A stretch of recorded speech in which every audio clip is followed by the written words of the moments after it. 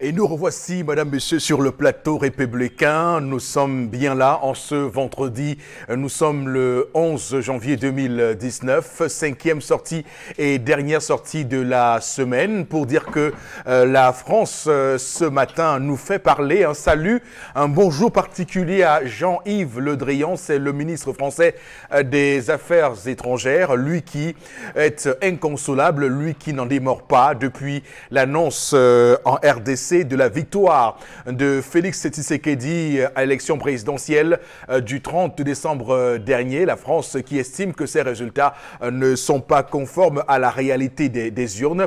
La France, pour le coup, inconsolable. Est-ce qu'on pourrait imaginer que la France avait un candidat pour cette élection présidentielle? Est-ce que la France avait misé donc ses pions sur Martin Fayulu pour se retrouver ainsi dans cette situation à ne pas reconnaître la victoire annoncée par la CENI dans ses résultats provisoires, la victoire de Félix Tshisekedi.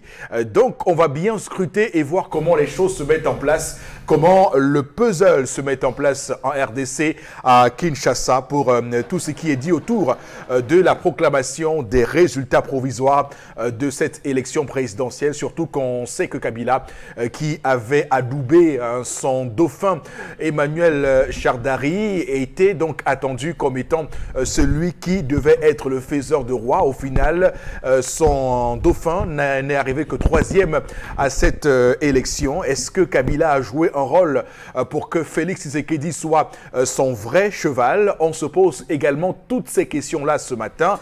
On voit très bien que là-bas, en RDC, la politique, c'est, on va le dire, au niveau VIP, hein, pour ceux qui sont habitués de termes comme cela.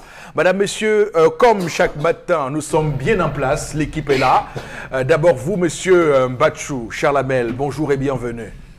Bonjour, Monsieur Éric Fopoussi Négou. Bonjour à tous les téléspectateurs. Bonjour à nos amis, les délégués du gouvernement auprès des communautés urbaines de ce pays. Je salue particulièrement Monsieur Ntonin Tonin. Excellence, Monsieur le délégué, il faut dératiser la ville de Douala. Les poubelles ont engendré moustiques, vous qui luttez contre le paludisme, cafards, si vous voulez, cancrelats, et désormais des rats. Nous dormons avec des rats, on mange avec des rats, et pour cause, les poubelles. Merci beaucoup. Voilà. D'abord, le délégué du gouvernement auprès de la communauté urbaine de Douala, Fris Tonin Tonin, docteur Fris Tonin Tonin, est-ce qu'on doit l'appeler Excellence? On l'appelle Excellence. Je me pose cette question. Est-ce que, comme on donne du Excellence à tous les ministres, c'est quand même terrible. Au Cameroun, on a institué l'appellation Excellence, même pour les ministres, alors qu'on sait très bien que cette appellation-là est réservée à quelques-uns seulement des ministres, notamment celui des relations extérieures.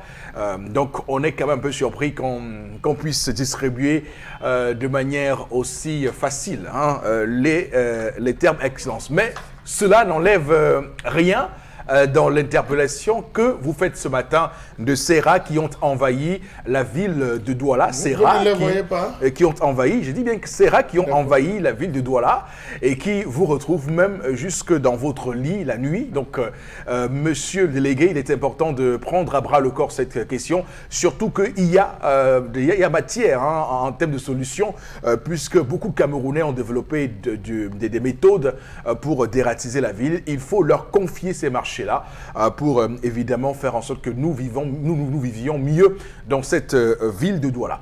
Alors, Florazé, vous êtes en place comme chaque matin. Bonjour et bienvenue. Bonjour, il faut pousser, merci. Bonjour à vous sur le plateau. Bonjour à nos millions de téléspectateurs. Vous l'avez dit en l'entame de vos propos, on va faire un tour à Kinshasa avec ces différentes réactions et tensions après l'élection, les résultats provisoires de Félix Tshisekedi. Et on reviendra également au Cameroun avec pas mal d'informations en complément dans le cadre de la revue des réseaux sociaux Eric Fopoussi. Il n'y aura pas de glissement d'heure parce qu'il sera 11h passées de 6 minutes. D'accord, vous y êtes aussi. Ouais. Au final, dans ce qui glisse au Cameroun. D'ailleurs, il faut bien s'interroger pourquoi le gombo a autant de succès dans ce pays. On va également dire bonjour ce matin, madame, messieurs, à Bombok Bengan. Bonjour et bienvenue. Bonjour, monsieur Fopossi Negou. Bonjour à vous, chers téléspectateurs. Hier, c'était jeudi 10 janvier 2019. Le Cameroun a procédé au lancement officiel de son budget à travers les gouverneurs de région. À Douala, une curiosité. Les gens n'avaient que sur la hausse ou non du prix de la bière. Et monsieur Biena Armand, chef de division de préparation du budget de l'État, a dit que la bière ne sera pas augmentée. Et youyou et tout. Et donc, voilà l'information. Les gens demandent. Il n'y a rien dans les hôpitaux. Il n'y a rien, les enfants ne vont pas à l'école. Il n'y a pas de route. Mais c'est le prix de la bière qui attire l'attention. Qui intéresse les gens. Qui intéresse les gens. Mais voilà. Quand on se pose ces questions sur un plateau comme celui-ci, d'ailleurs, un plateau républicain, soit dit en passant, c'est important pour qu'on comprenne quels sont les enjeux, quels sont les réels besoins du peuple. Le peuple n'a pas besoin qu'on l'abrutisse parce que la consommation de l'alcool, on le voit très bien, l'alcool surtout sans modération, comme on le voit au Cameroun, avec des concours qui sont organisés pour savoir qui boit mieux que qui boit plus que qui boit la plus grande quantité d'alcool. Ça abrutit le peuple et ça nous éloigne des vrais sujets. Vous avez dit les hôpitaux ont tous les problèmes que l'on sait. L'école de la République n'est plus l'école comme on l'a connu au sens premier du terme. L'école est on va dire en perdition, mais on nous parle d'alcool, on nous parle de tout ce qui... voilà, il y a l'alcool, il y a aussi les églises. Voilà des choses qui abrutissent le peuple et qui nous éloignent donc de ce qu'on pourrait appeler les vraies considérations, les vrais sujets. Alors, on va démarrer le sujet, on va démarrer l'émission de ce matin avec un fait, comme tous les matins, raconté par Tendance Cogné. C'est habillé à un terme bien connu et bien consacré, histoire du jour. Bonjour Tendance Cogné, la voyageuse. Bonjour Eric Fopossi, je salue tous ceux qui sont dans mon village. Les gens qui sont en Tchesso, Amdio, Amdengla, voilà, c'est une femme de Ndengla qui dit qu'elle est maman. Que son mari veut sa mort. Oui, comment les femmes font les mots difficiles comme ça? Tu me veux quoi à la fin? Donc elle me dit que c'est que son année, on n'est pas en train de gâter son année. Est-ce qu'elle aussi, elle a fait le condé de chèvre? Non, même pas ça, c'est une femme respectueuse. Oui, mais il faut comprendre, parce que quand on dit peut-être ce que monsieur a demandé, elle ne fait pas. Elle veut seulement apporter... Ce n'est pas sa paix, maman. Il y a le condé de chèvre, il y a le cuit, il y avait le couscous plus les légumes. Elle ne fait pas. Il y a la tenue militaire, ça qu'on appelle le tamepou, c'est ma mort. Ou encore le koga. Voilà. Le koga que ça là, c'est ma mort dans mon village. D'abord, on va te dire pas maman. Elle dit qu'elle voulait commencer l'année en beauté. Mais son époux est en train de gâter ça. Tu as gâté son année, donc elle ne sait plus comment elle va faire. Elle a fait un enfant avant d'arriver en mariage. Oui. Son mari a pris l'enfant là comme son propre enfant. Maintenant, le bébé Rodrigue s'appelle Rodrigue. L'enfant qu'elle a fait avant d'arriver en mariage s'appelle Rodrigue. Rodrigue a perdu son grand-père. La veillée, c'était hier, à l'entrée-bille. Moi-même, j'étais là-bas, j'étais à l'entrée-bille hier. La veillée s'est bien passée. Mais ce matin, elle m'appelle pour dire, jusqu'à ce qu'elle et moi, on se retrouve demain au village. Après, on va aller à la rivière. On avait dans nos projets que, ouais, après, on part à la rivière, on ne peint pas encore, on contourne dans tout, là. Donc, vous ne pensez pas à faire le coquille? Non, même pas ça, on avait là fait notre programme. À 5 heures, elle m'appelle, me dit que son mari a tout gâté, dit que gâté encore comment. Que son mari a dit que non bouge, que l'enfant ne bouge, qu'elle ne bouge pas. Que l'enfant peut partir avec sa petite soeur ou encore sa mère. Mais quant à elle, qu'elle ne voyage pas pour ce deuil, elle dit que ce n'est pas normal. Et dans son mari dit que c'est le grand-père de l'enfant qui est mort. Je n'ai pas pour retirer ma part de ndom. Oui. Elle dit qu'elle va même faire sa part de maison du deuil là-bas. Non, il n'y a pas seulement le grand-père du garçon qui est mort. C'est la mère, le père de la fille qui est mort. Donc c'est le beau-père du monsieur qui est décédé. Vraiment, bon, attends. L'enfant qu'elle a fait en mariage, non? Oui, oui. Je ne dis pas, c'est pas l'enfant du mari, si. Oui, je comprends. Tu comprends? C'est l'enfant de son épouse. Bref, elle a fait un enfant en mariage, bébé Rodrigue. Ah, c'est le monsieur qui est décédé. Et le deuil concerne... Le deuil concerne Rodrigue, le bébé. Le père de dehors, quoi. Ah, Voilà. d'accord. D'accord. Donc vous avez entendu maintenant. Non, quand tu as des grands-pères. Donc, Rodrigue, qui est le fils de Madame Point. Qu'elle a fait en mariage, a perdu son grand-père. Ah, d'accord, d'accord. Et le deuil là, c'est un deuil là, dans mon père village. de l'enfant, d'accord, je comprends. Voilà, tu comprends dans le moment. Je comprends. Donc, Rodrigue, qui est l'enfant que la mère a fait en mariage, A perdu son père. a perdu son grand-père. Donc, je répète A perdu son pourquoi. grand-père ou son... Il a perdu son grand-père. Le petit. Là, ça devient compliqué. L'enfant. Ah, Rodrigue, c'est le petit. Rodrigue d'accord, a ok. perdu son grand-père. D'accord, ok. Oui. La mère de Rodrigue veut partir au deuil. Son époux refuse. Que nous bougies. Tu ne pars pas au deuil là. Si tu ne pars pas, tu vas mourir. Elle dit que non. Mieux les autres deuils sortent comme ça, un papa. Que le deuil, si elle va partir. Et jusqu'à ce matin, le monsieur lui a dit que comme je pars au travail là, le soir, si elle rentre sans te trouver, on ne va pas te dire. Donc comme tu descends en dingue là, arriver calme. Et elle m'a dit qu'elle va partir au deuil là. L'enfant va perdre son grand-père et ne part pas. Qu'elle part comme ça pour le dôme de l'enfant. Son mari lui dit que non, ta petite soeur est là, ta mère est là. Elle peut amener cet enfant au deuil. Pourquoi tu insistes trop comme ça? Elle dit que c'est que son mari est en train de pourrir son année. Vous avez fait un enfant avant de vous marier. Le grand-père de l'enfant meurt. Votre époux met les calmes. Vous faites comment? Je m'adresse aux femmes. Est-ce que vous allez faire le bras de... Même pas le bras de fer. Est-ce que vous n'allez pas vous entêter pour go disant que ouais, peut-être le grand-père m'aimait beaucoup. Ou encore, je pars quand même derrière mon fils. Vous allez rester parce que monsieur a dit, ou vous allez faire comment? Envoyez votre soeur ou vous allez assister vous-même. Je m'adresse aux femmes parce qu'il y a les femmes qui vont dire que non, qui bouge, qui part où? Pour moi, je coupe quoi en répondant, pour moi, je sais que je pars. Parce que je pars pour l'amour de mon enfant. Je ne pars pas parce qu'il veut reprendre avec son père. Eric, j'ai fini.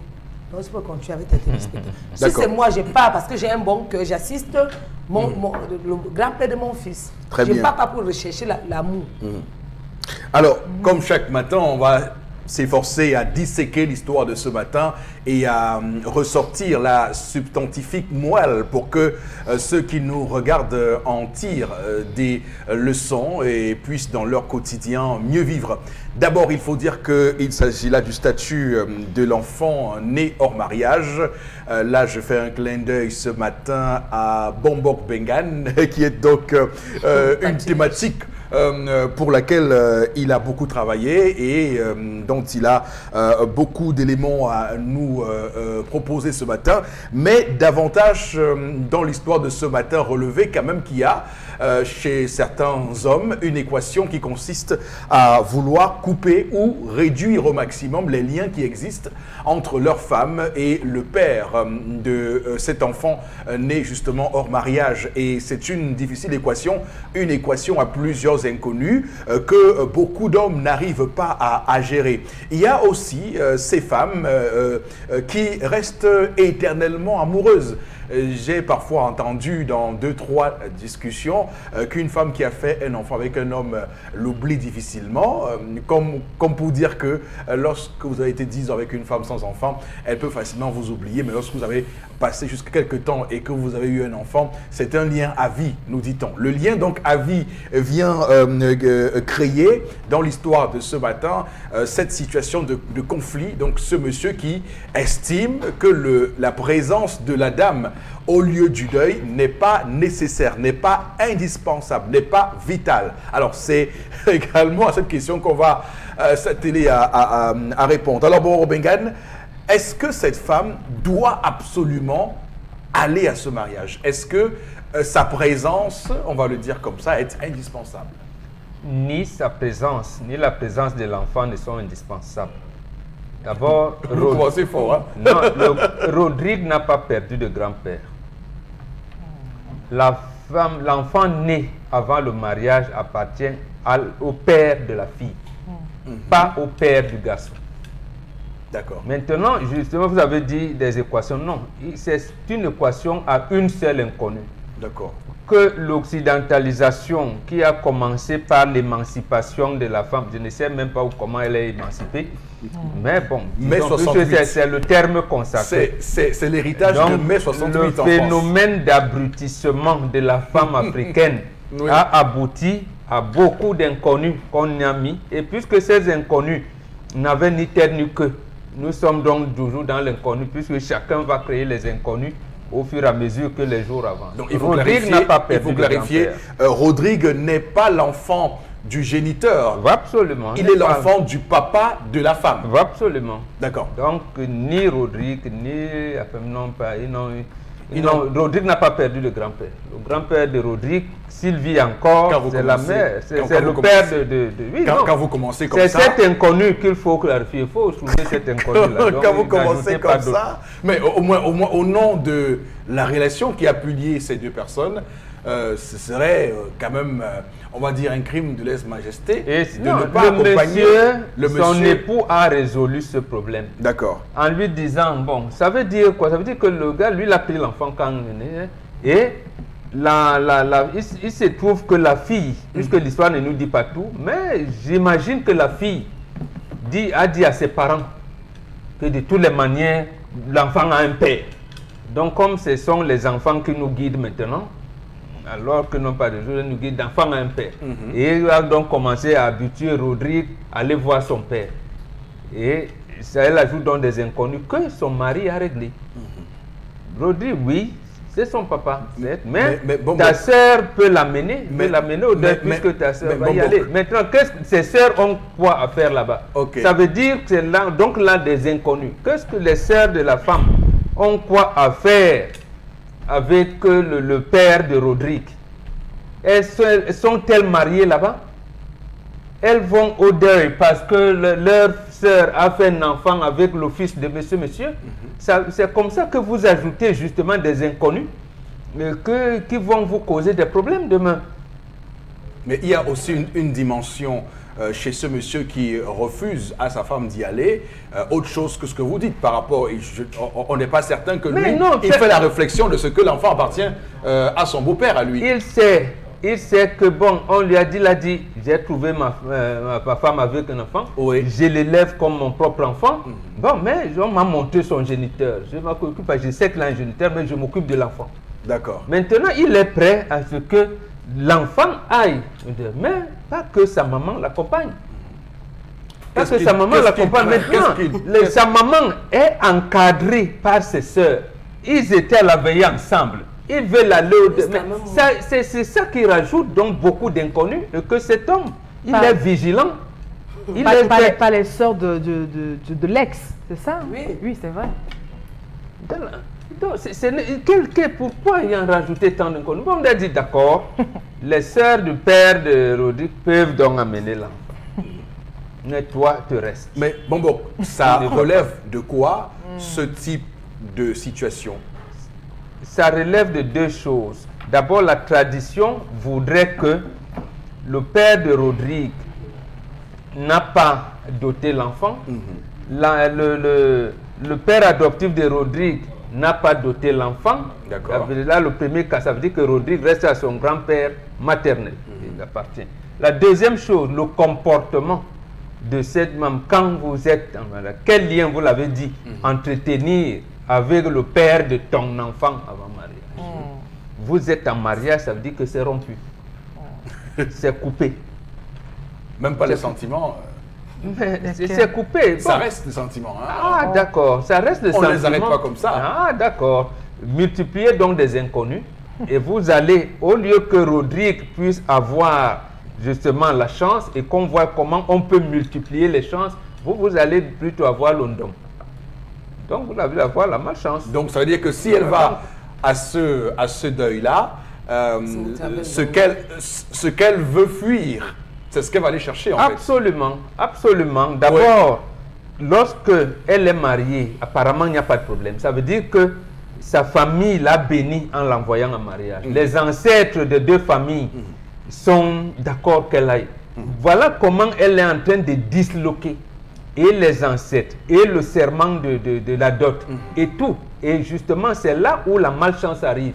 Parce que vous allez voir les deux. Mais ils ne pouvaient pas s'entendre. Mais lui aussi, s'il laissait, ça ne peut pas. Non. Oui. Il ne s'agit pas de vous deux. Il s'agit des ancêtres qui vous encadrent. Et donc, le monsieur a respecté le serment en disant, comme disent les Anglais, love me, love my dog. Donc, il a aimé l'enfant que sa femme a apporté. Mais en lui disant que comme tu m'as dit que, et comme ta famille a fait que...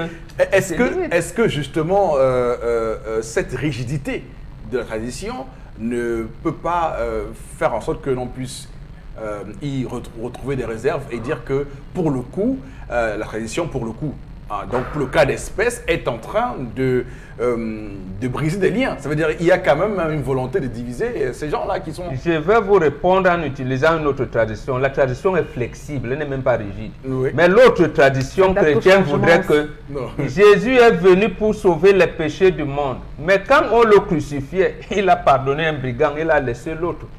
Apparemment, un brigand lui a dit, je veux être avec toi au paradis. Il a dit, on tue même tout de suite. Et l'autre a dit, tu as dit que tu es grand, sauf moi, on dit, au milieu de toi, tu vas rester. Là, ce n'est pas la rigidité.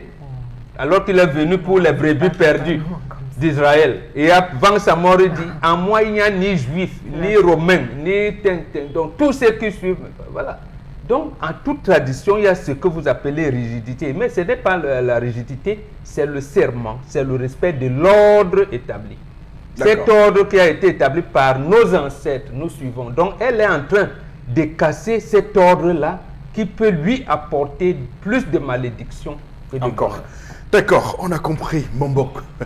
Bengan, c'est vrai que parfois c'est difficile à digérer. C'est souvent très difficile à digérer. Alors, Florazé, c'est à vous pour la suite. Hein. Alors, vous êtes dans cette situation. Comment vous réagissez, vous, avec cette femme à qui on interdit d'aller... Non, non, mais... Non, pas ça qu'il s'agit. On a compris. Non, je vous écoute. Vous parlez dans votre gorge, déjà ou parce que c'est l'histoire qui vous semble difficile? Non, l'histoire est très intéressante. Alors, je dis, à la place de cette femme, que faites-vous? Non, à la place lui des conseils. Non, j'écoute mon mari. C'est bien que Mombok ce matin soit d'accord, me retrouve quand il dit qu'il y a des relations qui n'ont pas marché, qui méritent d'être, c'est-à-dire qu'on castre, qu'on s'en sépare totalement, qu'on coupe ce cordon définitivement, surtout quand ça n'a pas marché, surtout quand vous constatez que c'est-à-dire que la relation passée a une grosse influence, surtout négative, sur votre épanouissement et autres. C'est ce que je défends toujours ici. Et quand on prend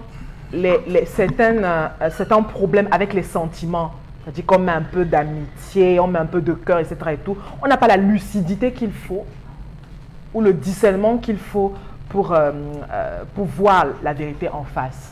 Je veux comprendre où alors, pour voir la vérité en face, on a une femme qui est déjà engagée dans un... Florazé, je veux préciser le contexte. Parce que la femme... La relation dont il s'agit ici et dont il faut couper les liens est une relation qui n'a jamais eu le serment traditionnel. Donc, il n'y a pas eu de dot avant ça. Non, mais attendez, le serment traditionnel, c'est quand...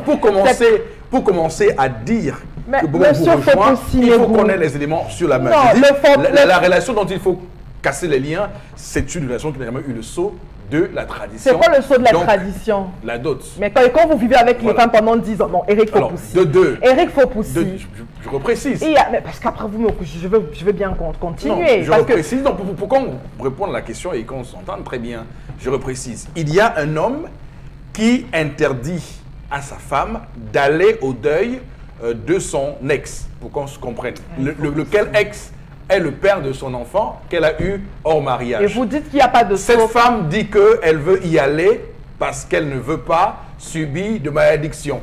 Vous dites quoi par rapport à ça? Vous dites qu'il y a un socle, traditionnel qui n'a pas été respecté, qui n'a pas existé et autre, mais il y a un enfant. Ça déjà, ça lie les deux aides. C'est pourquoi il y a bisbille. Voilà. Parce que la femme... Il fallait commencer par là. Non, mais attends, c'est pourquoi... Non, j'ai d'abord voulu que... Non, dire à un bon, je suis contente qu'il me retrouve dans mes... Dans ma logique.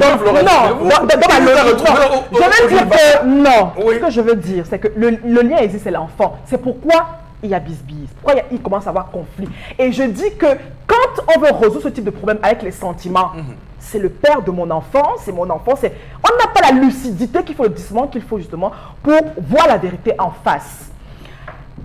L'histoire ne nous dit pas tout. Quel lien existe-t-il entre le monsieur qui est le père de l'enfant et la dame en question? Parce qu'apparemment, il est très bien lié encore avec les sœurs, etc. et tout. Il faut avoir tous ces éléments de base. Pourquoi le monsieur s'oppose-t-il? Est-ce qu'il craint que madame n'a pas fait le deuil ou elle n'a pas fait une totale rupture avec ce dernier?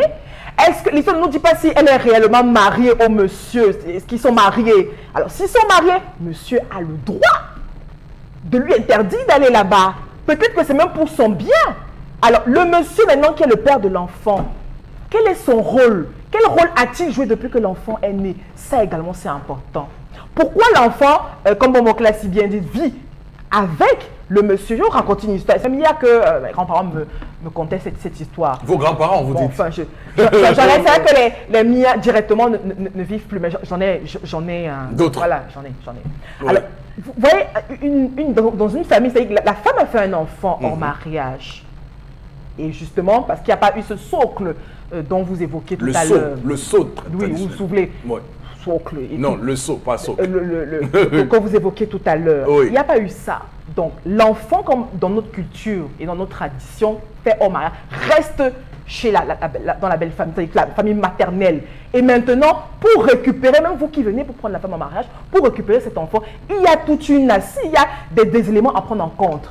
L'enfant, je vous dis, n'est pas allé directement chez le monsieur, bien qu'ayant épousé la femme. C'est à l'âge de 12 ans qu'on a vu, ok d'accord, on a vu la responsabilité de l'homme, on a vu que tous les parents avaient été respectés et on a envoyé l'enfant chez la femme, chez le mari et autres. Je dis qu'il faut que les femmes se donnent beaucoup plus de valeur, surtout au niveau de la famille.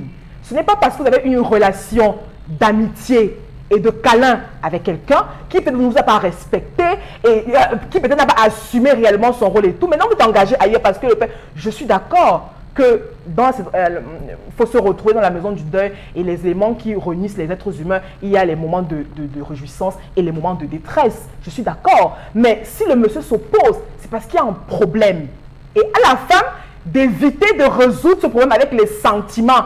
Parce que vous avez connu le monsieur avant, et parce qu'il y a un enfant, parce que vous êtes amis avec les belles-sœurs et tout, ex, etc. et tout. Non. Je crois que le monsieur, la dame devait rester tranquille et analyser cette chose, et peut-être même sur le plan spirituel, qui sait peut-être que son mari a une avance beaucoup plus poussée, il comprend et il veut tout simplement protéger la fille. Et moi, j'irais même plus loin, interdire peut-être même à l'enfant d'y aller. Parce que, est-ce que c'est opportun? Il y a des éléments, nous avons besoin des éléments de réponse. L'histoire ne nous dit pas tout. Le monsieur a le droit de s'opposer, il ne veut pas que l'enfant, on peut encore s'arrêter peut-être à la veille et autres, mais aller au village, etc. et tout, il peut l'interdire. D'accord. Chalamel Bachou, vous avez la parole. Hein? Monsieur Eric Fopoussi, permettez-moi de faire une précision. Il faut dire que ce que Mbombok a dit, il a littéralement raison sur le point de vue traditionnel. Littéralement raison. On l'a vécu, monsieur Eric Fopoussi, lorsque les Douala venaient ont pris possession de la côte. Ils n'étaient pas en grand nombre. Pour pouvoir faire face au peuple bassa qu'ils avaient devant eux, ils ont été obligés d'utiliser le principe de multiplication. C'est-à-dire prendre beaucoup de femmes, se reproduire afin d'augmenter leur potentiel. Ils ne dotaient pas toutes les femmes. Ils calculaient lorsqu'elles allaient à la pêche, lorsqu'elles allaient à l'eau. C'est comme ça qu'ils récupéraient, fécondaient. Plus tard, ça a évolué avec le principe, je le dis, de peur. Il ne faut pas que ça soit Non, je le dis. Non, je le dis parce que c'est pas Bobo qui vous fera des réserves sur ça. Et il est d'accord avec vous. Mais sauf qu'il y a pas très longtemps, on a subi de grosses attaques. Non, c'est l'histoire, monsieur. C'est l'histoire, mais sauf que, vous savez, on est à Douala. C'est un sujet. On est à Douala. Continuez, allez-y, oui, allez-y. Après ça, il y a eu le phénomène des actes de naissance. C'est-à-dire, vous allez retrouver toute une famille où les gens portent le nom des Koué, vous allez trouver des gens qui portent des noms. Pourtant, c'est des enfants qui appartiennent à une certaine catégorie qui n'ont rien à voir avec la consistance, n'est-ce pas, ethnique Sawa. Ça, je tiens à le préciser, une précision. Pourquoi je le dis? On va plus loin. Pendant le maquis, monsieur Eric Fopoussi, il y a eu des villages qui ont été, comment on va dire, décimés dont la population masculine ou la féminine a été décimée, monsieur Rifopoussi, les femmes enlevées. Oui. Les hommes n'ayant pas de moyens parce qu'on avait vidé les chefferies, étaient obligés d'aller calculer les femmes des autres villages dans les champs pour les enceinter, pour les féconder, monsieur Rifopoussi.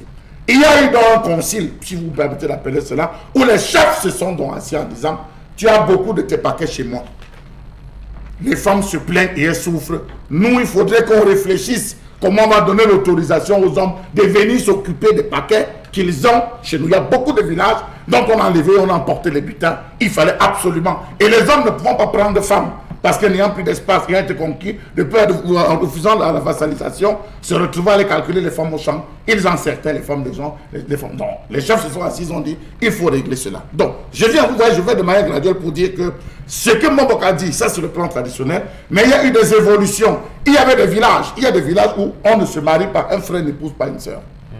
Il y a des villages où un frère n'épouse pas une sœur. C'est interdit. Ou un frère, des villages voisins ou cousins. C'est-à-dire, voici mon village Bama, voilà le village Babichoua, on ne peut pas prendre une femme. C'est la même famille, c'est strictement interdit. Vous pouvez, c'est les mêmes frères, monsieur Rifopoussi. Il y a eu beaucoup d'interdictions qu'avec le temps, les familles ont levé. On a levé. Donc, aujourd'hui, la question de faire un enfant, l'enfant appartient au grand-père, est de manière symbolique, puisque sur le plan physique, le père prend responsabilité de l'enfant. Donc, on a levé encore ce plan. C'est un plan qu'on a levé il n'y a pas longtemps, où on considère ça de manière symbolique. L'enfant appartient au grand-père. Mais le père s'occupe financièrement de son enfant. Alors, donc, je voulais lever cet équivoque pour comprendre qu'avec le temps, il y a eu beaucoup de choses, il y a eu une évolution. Donc, monsieur Rifopoussi, on se retrouve dans la CECI, si on s'est bien compris à ce niveau. Oui, on se retrouve à CECI que la fille a le droit d'aller assister. Pourquoi? Nous avons des familles, des hommes qui n'ont fait dans leur ménage que des filles. Qui n'ont fait que des filles. Vous savez que d'après la tradition, un homme qui passe 1, 2, 3, 4, 5, 6 filles, à un moment donné, c'est la famille qui l'appelle en lui disant « essaye aussi ailleurs ». Parce que la famille veut le garçon. Généralement, il se retrouve. Ça, c'est des exemples. Je prends des exemples comme ça au hasard. Ça ne justifie forcément pas. Voilà. Il va et il fait un garçon. C'est ce garçon qui est le successeur. Il y a des gens qui sont appelés à la notabilité. Lorsqu'il subit les rites d'initiation, il doit féconder une femme, autre que celle avec laquelle il vit. Il va trouver une autre fille, il fait l'enfant. Il y a des garçons qui ont voulu aimer une fille, épouser une fille, mais la relation éthique a fait en sorte que parce qu'elle est de tel village, la famille s'oppose. Mais ils ont fait un enfant, l'amour n'est pas coupé, ils se retirent. Donc il y a plusieurs cas où on a vu des gens vouloir épouser une fille, on dit que les filles de cette zone-là, vraiment, nous on n'est pas derrière toi, il abandonne la fille. Allons questionner le comment est-ce qu'ils se sont séparés. Un autre point d'interrogation à cette... Donc, monsieur Rifopoussi, peut-on empêcher un homme de voir son enfant? Peut-on empêcher un enfant de voir sa mère? Ah, vous avez dit tout oui tout à l'heure, oui. Mais peut-on empêcher un enfant de voir sa mère? Oui, pourquoi pas. Telles sont les configurations devant lesquelles on se retrouve. Monsieur Rifopoussi, lorsqu'on va enterrer le grand-père, lorsqu'on va enterrer le grand-père, il y a le testament du grand-père qui est lu. Et le testament du grand-père concerne ses enfants et ses petits-enfants. Le grand-père prend des mesures. Quel qu'il soit, même ceux qui n'ont pas doté. Quel qu'il soit, il prend des mesures pour ses enfants et ses petits-enfants, monsieur Rifopoussi. Là, je pèse mes mots. Je parle sur le contrôle pas pour qu'il est là. Il laisse un engagement. Il peut dire... C'est quoi? C'est en vertu du lien de sang? Oui, parce que... Ce sont ses enfants. C'est le français qui fait en sorte qu'on dit que enfants et petits-enfants. Mais il laisse un engagement. Il laisse un ensemble de mots. Il peut refuser la succession à son fils. Le grand-père peut refuser la succession à son fils en disant tel enfant mâle qui est né dans tel foyer, c'est à lui. C'est lui qui prendra telle responsabilité. C'est à ce moment qu'on lit tout ce qu'il y a comme dernière volonté, monsieur Rifopoussi. Donc je pense que la mère en allant assister, ou le frère en allant assister, ou la belle-sœur en allant assister, tout ce que vous voulez, va en termes de jouer le jeu de régente. S'il arrive que c'est à son enfant qu'on a passé le lien, S'il arrive que c'est à son enfant qu'on a donné, elle devra prendre cela là. À être absente, d'accord, ça causera un problème, monsieur. Bien que l'enfant soit déjà envahi dans un d'accord. Alors, pendant on va également dire, Chalabel, qu'on soit honnête, hein, cette femme, elle veut y aller pour toutes les raisons, sauf celle-là. Bon, c'est la crise de confiance, c'est une crise. Non, celle-là, il fait... Voilà. Elle parle pour l'amour de l'enfant, pour que les choses se passent devant elle. Donner du poids, il y a des moments, il y a les rythmes qu'on fait après l'enterrement. Voilà.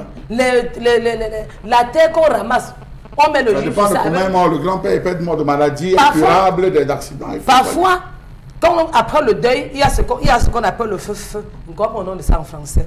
C'est les herbes qu'on ramasse avec la terre. On met sur le juge, que chacun lèche sa part. Soit vous mettez dans l'eau, vous lavez avec. Les choses comme et la mère aussi parce qu'elle a envie de voir comment ça se passe, rester à Douala et qu'on l'appelle pour lui dire que le deuil s'est passé comme ça, ce n'est pas bien. Même le défunt va être fâché. Papa, laisse-les part. Nous on va voyager ce soir. On arrive à Ndengla le matin. On voyage ce soir à Takou. Le message est passé, tu transmets ça. Sans que tu fasses t'insulter. Tu es un beau que je respecte beaucoup. Nous on quitte ce soir. On arrive à Ndengla le matin. Après l'enterrement, on rentre. C'est une doléance. Un voyage avec l'enfant. Un voyage avec l'enfant. Dire que c'est sa soeur qui va aller avec l'enfant ou sa mère, ce n'est pas bien. Pourquoi ne pas voyager? Calme ton cœur. C'était là fini. Elle t'a choisi comme époux. C'était là fini entre le père de l'enfant et elle. Elle part représenter. Si la femme la grand-mère de l'enfant ne la voit pas au deuil, c'est pas bon. Si les soeurs, les tantes de l'enfant ne la voient pas au deuil, c'est pas bon. Pourquoi tu veux la pousser à être méchante? Non. Il faut comme ça que les gens disent que la femme est méchante. Elle n'est pas méchante, elle a un bon cœur. Elle a vraiment envie d'assister. C'est mauvais que vous avez deuil, on ne vous assiste pas. Très bien, d'accord. Elle part, on a compris qu'elle devait avec sa propre salle. On a compris qu'elle devait faire un peu le pain de viande. On devait acheter des casiers de bière. Nourrir un peu les gens du village avec pour que l'âme du grand-père repose en paix. Maintenant, tu viens gâter tout. Ok. En tout cas, on l'a dit sur ce plateau. Je vais aller à la rivière, pardon. Ok. Alors, depuis des années, je n'ai plus mis pied à Florazé, vous allez lire quelques messages, je vous en prie. Oui. Alors, la première réaction est d'Albert Akoten qui réagit. Il dit que si le père de Rodrigue était si respectable, il aura assumé la charge de son fils. C'est pas lorsqu'il perd son père que l'enfant sera bien, elle sera pris en compte. Hein. Alors, personne ne bouge. Ne bougez. Elle sera présente de corps et ensemble. On ne servira à rien. Non, mais Charles qui disent non à cette femme de ne pas y aller. Ce ne sont pas des êtres humains, ceux qui disent à cette dame de ne pas y aller et n'ont pas de cœur. La femme a le droit d'assister son enfant. Elle est sensible. Vous voulez la pousser à être méchante. Si cette femme tient à son mariage, qu'elle ne cherche pas les poux sur la calvétie, c'est Bertrand de Village qui réagit ce matin. Je vous dis que c'est une affaire de cœur. Monsieur, il faut aussi l'homme rentrera qu'elle ira laver. Non, je vous dis que l'homme rentrera, elle ira laver. Mais au moins qu'il ait pris des mesures, conservatoires, parce que je vous dis que il y a des femmes aujourd'hui, et ça je le dis pour le dénoncer, il y a des femmes aujourd'hui qui ont fait des enfants avec des messieurs, elles sont allées en mariage. Mais ces femmes n'arrivent pas à couper le cordon qui les lie avec ces hommes-là. Oui, c'est vrai. Et chaque fois, la femme vous importune. Oh, mon ex va se marier. Oh, mon ex a perdu son père. Oh, mon ex a perdu sa tante. Oh, la soeur de mon ex. Elle a dit tout à l'heure qu'il y a des hommes. Un homme veut épouser une fille parce qu'elle est issue d'une autre région différente de la sienne. Il n'est pas en épouser une autre. Non, nul ne peut se prévaloir de sa propre turpitude. Si vous vous aimiez tant que ça, c'est des réalités qui existent. Si vous aimiez tant que ça, vous aurez pu surmonter ces choses-là. Arrêtez de faire oui, je veux vous dire que vous ne pouvez pas empêcher une femme qui aime un homme, fut-elle même dans un mariage, de l'aimer. Ce n'est pas en un jour, en interdisant de voyager un jour que vous allez rompre ce lien. Mais au moins, au contraire, rendez-vous compte de votre bêtise et séparez-vous. Mais Charles me surprend. Je soupçonne, monsieur Eric Fatoussi, que le lien n'a pas été coupé d'une virgule. Je me dis, oui, mais c'est ce que le monsieur le mari. Mais moi, si j'ai intégré dans la relation que cet enfant et son père font partie. Monsieur, il faut pousser, je fonctionne. Parce que quand elle me le dise ou quand elle ne me le dise pas, elle le fera. D'accord. Ok, comme tu as peur. Ça n'a rien d'être dans l'hypocrisie. Ok, papa, comme tu Non, as on n'est pas peur. dans l'hypocrisie. Ok, comme tu as peur. J'ai assumé. Comme il a peur, le soir on part ensemble. D'accord, très bien. Tu paniques, non, le soir on voyage ensemble. D'accord, c'est bon. Il fallait commencer par là, attends. On va arrêter là pour... Il fallait qu'elle commence. On va arrêter là pour l'histoire du jour. C'est terminé. On va prendre la suite de cette émission. Mesdames, Messieurs, on vous remercie vraiment de nous retrouver pour ces débats houleux et enflammés et endiablés parfois même. On va donc prendre la colère de Charles Hamel. À tout de suite.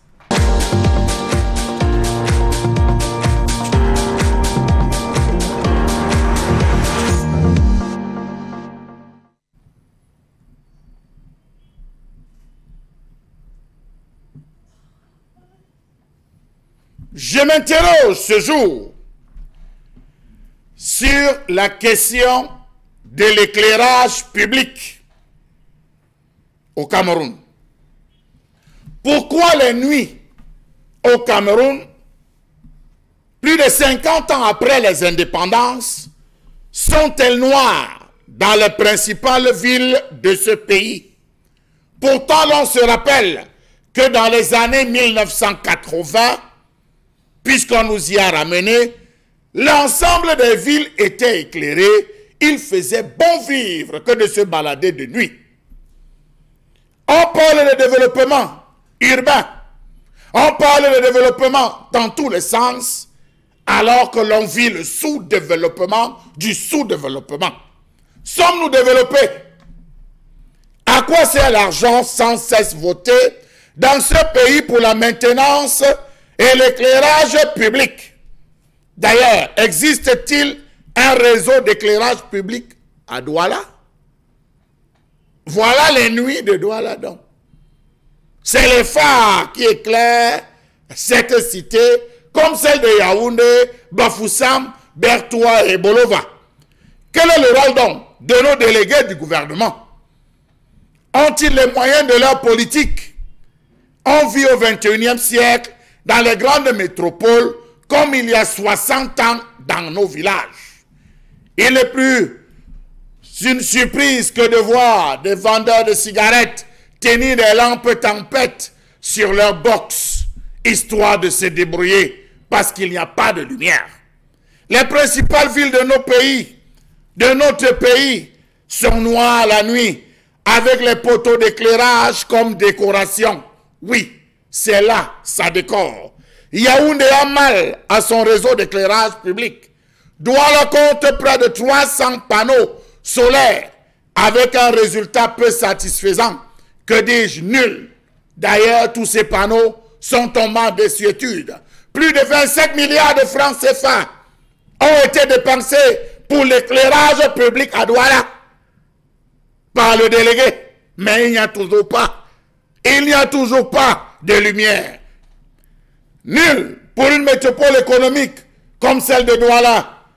Prenez l'entrée de la ville de Yaoundé, venant de l'axe lourd, Douala-Yaoundé, dans toute cette zone, à Hala 1 et 2, Nsam, et même au lieu dit barrière, les populations sont résignées. Ça clignote ici, ça s'éteint là-bas, ça vadrouille devant, noir total. Pour l'axe Yaoundé-Simalène, il vaut mieux n'y pas se retrouver au pied ou à pied la nuit. Vous allez vous faire agresser, copieusement agresser. Comment comprendre que la ville de Douala, plus de 4 millions d'habitants, présente un déficit total en éclairage public?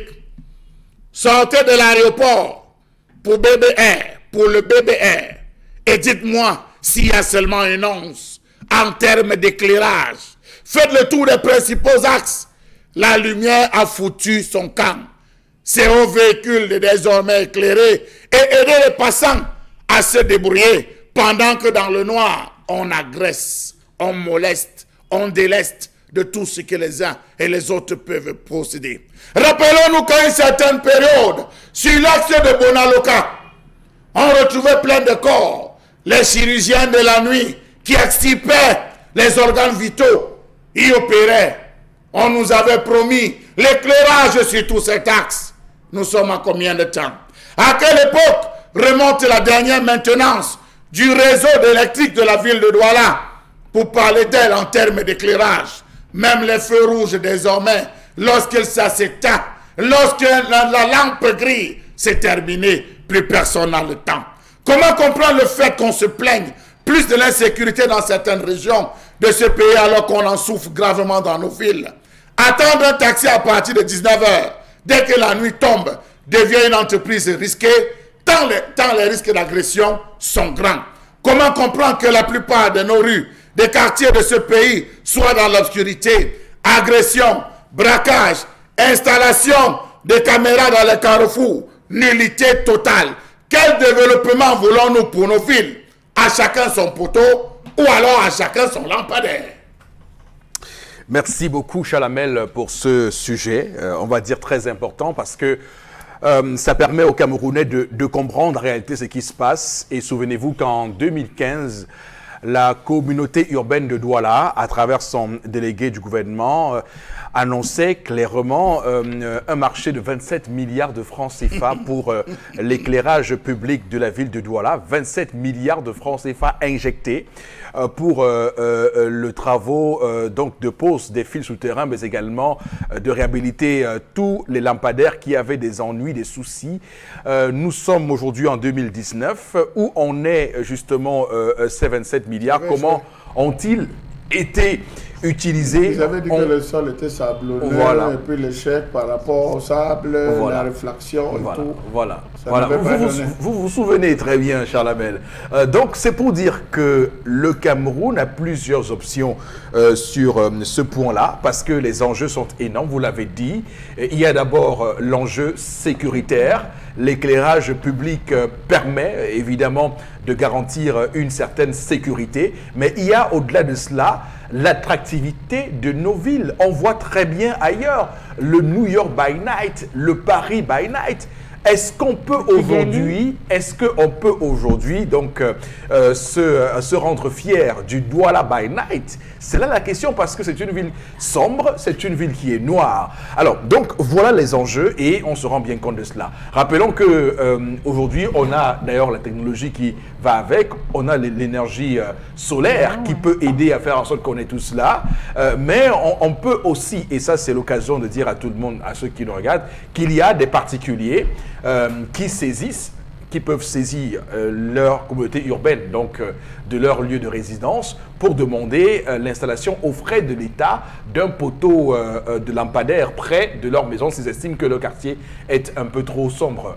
Tout comme la communauté urbaine peut elle-même aller demander à l'opérateur que je ne cite pas ici, d'installer également un poteau aux frais de l'État, cette fois-là, pour payer ces factures-là. Mais est-ce que, justement, cette communauté urbaine paye les factures de ces branchements de réseau public ou réseau privé de lampadaires? C'est là toute la question, parce qu'après, on va se rendre compte que l'opérateur qui se charge de distribuer l'énergie électrique va se rendre compte que personne ne paye, et donc arrêter, interrompre cet éclairage public. Alors, bon, Bengan, la question que je vais vous poser, c'est très simple. Comment on n'arrive pas à faire en sorte que nos villes soient éclairées? D'abord, le délégué du gouvernement de Douala a dit qu'il a été procédé aux actes de vandalisme dans le réseau. Donc, les gens ont coupé les poteaux électriques parce que la plupart de ces poteaux étaient en aluminium pour aller les transformer en d'autres choses et tout. Donc les actes de vandalisme, c'est comme ça officiellement qu'il a expliqué la situation. Donc il avait une bonne volonté de le faire. Peut-être, mais moi, la raison principale, ce n'est même pas l'entreprise en charge de distribution de l'énergie électrique, c'est l'État du Cameroun. L'État du Cameroun, et Chalamel a bien fait de revenir comme l'a recommandé le chef de l'État des années 80. À l'époque, la Société nationale d'électricité du Cameroun a des dirigeants de grande envergure. Il faut les séparer. C'est-à-dire que M. Nyat Difendi, directeur général de l'époque, a un directeur adjoint qui s'appelle Thomas Dakayi Kamga, entre autres. Voilà deux grands bonhommes, ils maîtrisent le sujet, mais ils ne peuvent pas être ensemble. Aïdjo prend donc Dakayi Kamga et l'amène à côté de lui.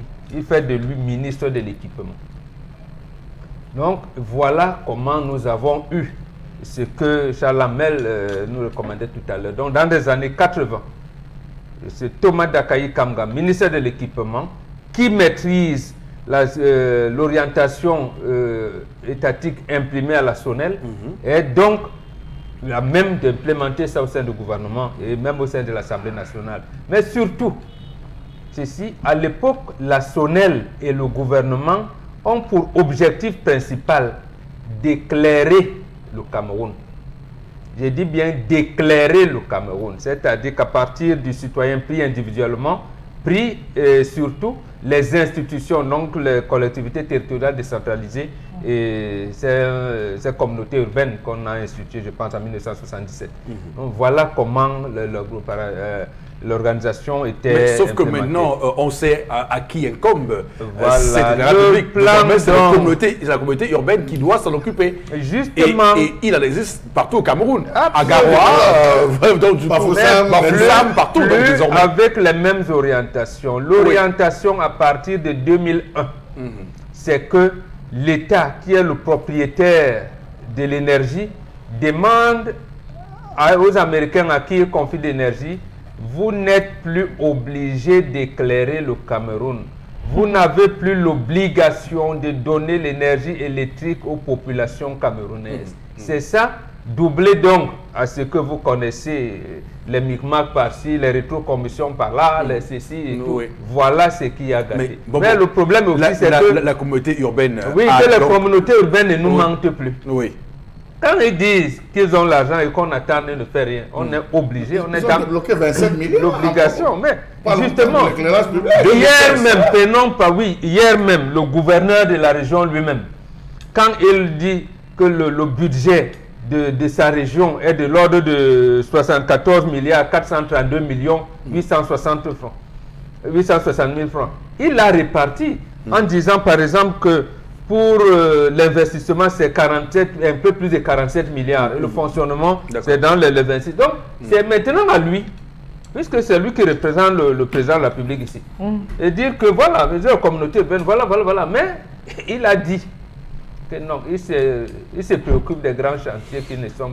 Donc, alors Charles Hamel, c'est clair que nous avons nos communautés urbaines et on se rend compte que celles de Douala et de Yaoundé ne font pas ce qu'elles doivent faire parce que c'est écrit noir sur blanc, c'est la communauté urbaine qui est chargée d'éclairer, de faire l'éclairage public. C'est ça son rôle, c'est sa mission principale. Monsieur Eric Fopoussi, prenez l'axe à l'époque, dans les années 80, lorsqu'on a commencé à livrer les premiers cansiques, ce qu'on appelait les cansiques. Vous vous rappelez de la cité verte? Oui. Toute la cité verte était éclairée. Oui. Lorsqu'on a livré, c'était livré avec éclairage public. Vous entrez la cité verte, que ce soit du bloc M, bloc H, bloc C, bloc P, HMP, bloc AP, tout était éclairé, monsieur Eric Fopoussi. Vous n'aviez pas de difficulté à circuler de nuit dans ces différentes zones. Et vous savez que la première chose qui paralyse les bandits et les brigands, c'est l'éclairage public, monsieur Eric Fopoussi. Bien sûr. Je suis d'accord que le délégué du gouvernement a dit que ce soit les vandales, mais ils ont coupé combien de poteaux? Non, mais pas... Non. Ils avaient coupé combien de poteaux? On peut être d'accord avec ça. Non, j'ai dit, c'est combien de poteaux qu'on avait? Ils sont très forts pour casser les... Non, j'ai dit tendance, c'est combien on avait mis en inox. Ce que je veux dire, c'est qu'on avait enlevé tous les poteaux de la ville de Douala. Ils viennent scier les poteaux. Monsieur il faut Fopoussi, jouer ce jeu comme moi, je l'ai fait. Si on est Douala à partir de 1h, Bonanjo, tous les différents bureaux à Bonanjo, c'est allumé. C'est allumé dans le maximum à Yaoundé. Tous les ministères, c'est allumé. Posez la question aux vigiles, ils vous disent c'est comme ça. Il y a des gens qui sortent les climatiseurs, tournent dans les bureaux. Il revient le matin, la salle est glacée. Même quand son bureau est bien glacé, monsieur il faut pousser. Et il ne paye pas. Et l'État a une dette de 100 milliards. Monsieur il faut pousser. On pouvait prendre cet argent que l'État dépense là-bas pour régler les factures de l'électricité pour pouvoir assurer l'éclairage public. Oui. Rappelez-vous, c'était en 2015 ou 2016 que... Non, 2014 ou 2015 que le délégué s'était levé pour dire que les factures, c'est 1 milliard, la communauté urbaine paye 1 milliard en termes d'énergie. Oui. C'est trop cher. Voilà pourquoi l'option du solaire n'est pas éloignée. Oui, monsieur aussi. L'option du solaire n'est pas éloignée. Oui. On est rentré avec pas de 27 milliards dans le solaire. C'est là on vient nous dire que l'étude n'avait pas été bien faite parce que le sol est monté. Conséquence, les poteaux sont là. On a investi combien pour les caméras? Monsieur Eric Fopoussi, un gars vous détrousse ici, là, au niveau de coiffe, sans publicité, il vous détrousse là. Il entre par nous, vous le suivez. Même le policier peut le suivre. Avec courage. Avec un caméra. Avec courage, oui. Imaginez qu'au niveau du feu rouge Bessengue, un gars vous prend, il descend comme s'il va aller ressortir vers 3 boutiques. Vous le suivez, monsieur de Fopoussi. Ou il reprend vers la gare, vous le suivez. À l'entrée de la gare. À distance, c'est Bobo qui le disait ici, là, que à distance, au niveau de Coron, au niveau de Ouada, on vous agresse tranquillement. Mais monsieur Fopoussi, c'est pas un pays, ça. Non, on n'est pas dans une option de développement, ça. D'accord. Mais, Chalamel, qu'on ne cesse de nous embrouiller avec le solaire et les panneaux photovoltaïques, qu'on cesse de nous embrouiller, il est clair que l'État peut payer ses factures d'énergie électrique. L'État a de l'argent. Et à l'hydraulique. D'abord, le solaire coûte cher. Voilà. On le gaspille. On le gaspille inutilement. Regardez l'aéroport. Vous sortez de l'aéroport, vous entrez en ville comment?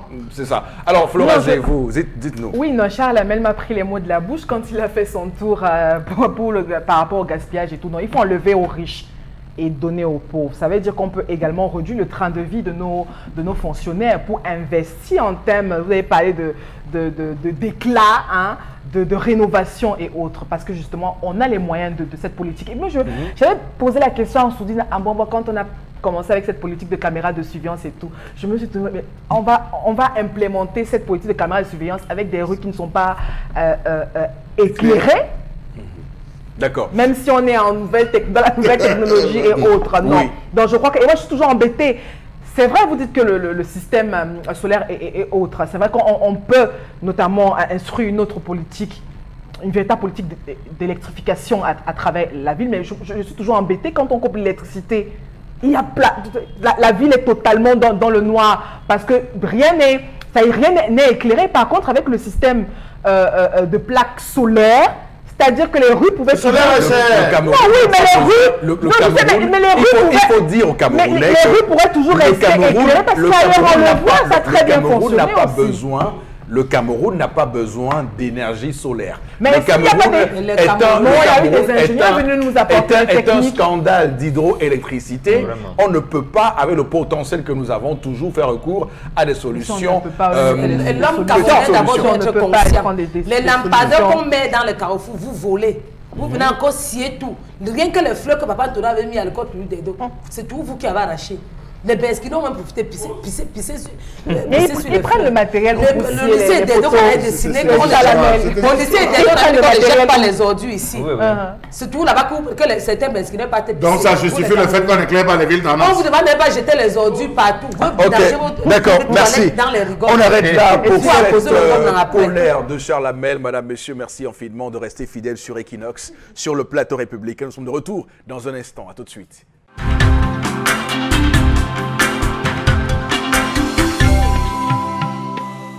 L'émission, Madame, Messieurs, merci infiniment à vous de nous retrouver pour cette émission, le plateau républicain sur Equinox Télévision. Et pour cette deuxième partie de l'émission, permettez-moi de vous rappeler que nous aurons dans un court instant la revue des réseaux sociaux. Mais avant cela, on va lire quelques messages envoyés par vos soins à notre équipe. Allez-y, Florazé.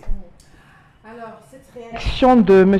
Priso qui réagit par rapport à l'éclairage public, dit c'est vraiment dommage, hein, ce problème d'éclairage public dans la ville de Douala, qui est dans le noir. Lorsque vous descendez de nuit de l'avion, venant de l'étranger, vous avez l'impression d'être arrivé dans une jungle, nous dit-il. Il n'a pas tort. Je dis, même quand vous êtes Camerounais. Je le dis quand même avec un pincement. Même quand vous êtes habitué au Cameroun, même quand vous êtes habitué à vivre au Cameroun et que vous sortez du pays, quand vous revenez, il y a toujours cette surprise. Il y a toujours cette surprise. Alors que vous descendez les marches, vous arrivez au parking, quand les chauffeurs vous attendent. C'est le noir, tout ça. Je descends, mais c'est quel pays? L'homme camerounais doit se ranger. Il y a les petits pays africains qui dépassent le Cameroun. Comment tu peux laisser tes ordures, déverser les ordures dans le bac, tu peux verser au goudron, donc c'est tout le gomme qui va venir balayer. Mais parce que personne ne t'a... Les gens qui vidangent tout dans la rigole. L'État a la responsabilité justement de mettre hors d'état de nuit ces personnes-là. Quand on est dans un pays où il y a l'impunité, où les gens peuvent tout faire sans qu'on leur dise rien, sans qu'on leur dise rien, c'est ça justement le résultat. Parce que je peux vous dire que ces mêmes personnes qui versent ces ordures-là comme quand ils vont ailleurs, ils se rangent. Ailleurs, c'est tellement propre. Quand c'est même Camerounais qui urinent au goudron, qui jettent les poubelles à travers, qui font tout ça. Quand ils vont dans d'autres pays, ils se rangent. Pourquoi ils se rangent? Parce qu'ils savent que s'ils le font là-bas, on va leur dire attention, arrêtez. Il y a. Mais au Cameroun, c'est l'impunité. Mais monsieur Eric Fopoussi, nous allons prendre un cas, celui de Baranté. Pourquoi les gens ne le font pas à Baranté? Pourquoi les gens ne le font pas à Baranté? Pourquoi les gens n'urinent pas n'importe où à Baranté? Essayez de sortir votre kéké n'importe où. On vous prend, vous payez 25 000. On ne demande pas votre avis, monsieur Eric Fopoussi. On le demande. C'est justement, comme vous le dites, un système d'impunité. Toutes les mairies ont ce qu'on appelle la police municipale, mais une police municipale qui travaille de 6h à 14h et qui disparaît. C'est son travail de sillonner. Qui fait autre chose. C'est son travail de sillonner dans la commune. On insulte les gens de la police municipale. On leur dit le caillou au quartier. À Boya, ici à Boya, vous êtes assis dans un taxi. Vous mangez la banane, vous lancez le taximan car il vous dit sortez. Il vous demande de sortir, d'aller ramasser, monsieur. Même plus pour continuer dans son véhicule, vous sortez. Donc c'est une culture, monsieur Eric Fopoussi. Vous avez des gens qui ont la particularité de cracher n'importe comment. Derrière la moto, dans un véhicule, il baisse la verre, pouf, il envoie. Alors ça c'est... Il y a non, mais elle le sait. Comment le disposer il y a un monsieur ici en bas. Il y a un monsieur ici en bas, tous les matins quand je gare, tu viens tout pisser à côté sur les roues de la voiture. Le vigile m'a dit qu'il veut parler, tu dis go Tom. Je vais te publier. Il me suit le vigile. Donc quand le matin qu'il vient garer, à l'heure que j'entre au bureau, à l'heure qu'il veut faire pipi, il vient lui pisser sur les roues de ma voiture. Tu as dit au vigile go Tom, non. Je vais te publier. Je n'ai pas bien prononcé ton nom. Je lui ai dit de guetter, de filmer de face. Il faut l'exposer, on lui fait comment? sa fête. Je vais te publier, continue. Non, il faut dire au il veut me pousser à être méchant. Il faut dire aux Camerounais qu'il y a un système d'impunité et qu'il y a du laxisme. On laisse les gens faire tout ce qu'ils veulent et lorsqu'il faut... Et c'est ça le danger parce que c'est un paradoxe. Quand ces choses-là, voilà des choses que la police doit normalement vérifier au peigne fin. Mais si vous annoncez que vous marchez, je ne sais pas pour le prix d'un baguette de pain, vous verrez comment la police verra. Il y a des quartiers, monsieur Fopoussi, la répression. Notamment, il y a des quartiers comme à Denver, des zones à Denver, il y a des zones comme à Lokpo, 1er, 2e, 4e, 5e avenue, où les gens se sont associés en disant on ne peut pas vivre dans le noir. Vous rentrez chez vous, vous descendez à pied, on vous fait prendre. Ils ont cotisé pour mettre des lampadaires, ils sont allés rencontrer le responsable de l'entreprise en question. Ils ont dit, ok, nous, on ne peut pas attendre la communauté urbaine. Ils se sont battus au point du responsable de l'exécutif communal. On les a donné une autorisation. Ils sont venus lever, ils sont éclairés. Non, on n'a pas coupé tendance. J'ai dit non, tendance, on ne l'a pas fait parce que c'est de la responsabilité de tous. Comment il fait pour monter? Il y a des gens qui le voient. Vous avez des quartiers où les gens se sont associés pour payer la sécurité. C'est-à-dire, le gars décide qu'il trouve des gars qui vont assurer la sécurité pour l'entrée du quartier, ce qu'on appelle l'autodéfense. Donc, je pense que c'est possible de le faire. Si la communauté a échoué, qu'elle libéralise le secteur en disant, je donne la possibilité à tout un chacun de pouvoir se battre. On a vu des gens dans les villages qui éclairent de l'entrée du village jusqu'à chez lui. On a vu des gens qui... justement, Charles, on a un testage justement qui dit que le défaut d'éclairage aujourd'hui au Cameroun a relancé le grand banditisme dans nos villes. Il dit chaque citoyen se trouve d'installer un panneau d'éclairage devant son domicile pour essayer au moins d'arranger cette situation plutôt terrible. Voilà. Autre réaction, vraiment par rapport... Pensez-vous que si nous avons éclairé les 7 carrefours du quartier Pola à Konsamba, avec seulement 168 000 francs, financé par le comité de développement du dit quartier. Donc l'éclairage des rues de Douala nécessiterait jusqu'à 27 milliards. Voilà. Et pour un exemple, 168 000 francs pour éclairer toute une zone avec le comité de développement. On a besoin de 27 milliards pour éclairer toute la ville de Douala. Que dire de ces poteaux en bois qui ont pris la place de ceux en béton et qui ne cessent de tomber tous les jours. Voilà. C'est Yves King qui réagit. Voilà. Autre réaction au Cameroun, on fatigue toute la jeunesse avec des slogans. Hein. Parfois, on se demande si ceux qui sont en charge de ces marches iront vivre sur Mars, tellement ils traitent ces travaux avec légèreté et ils sont les premières victimes de ces routes, dit-il ce matin. On se rappelle, M. Eric Fopoussi, d'André Fouda. Vous ne pouvez rien dire à Yaoundé sans qu'on ne vous parle d'André Fouda. Il a laissé une empreinte indélébile à la ville de Yaoundé. Pareil ici à Douala. Pourquoi ces gens ne veulent pas rentrer dans l'histoire, M. Eric Fopoussi?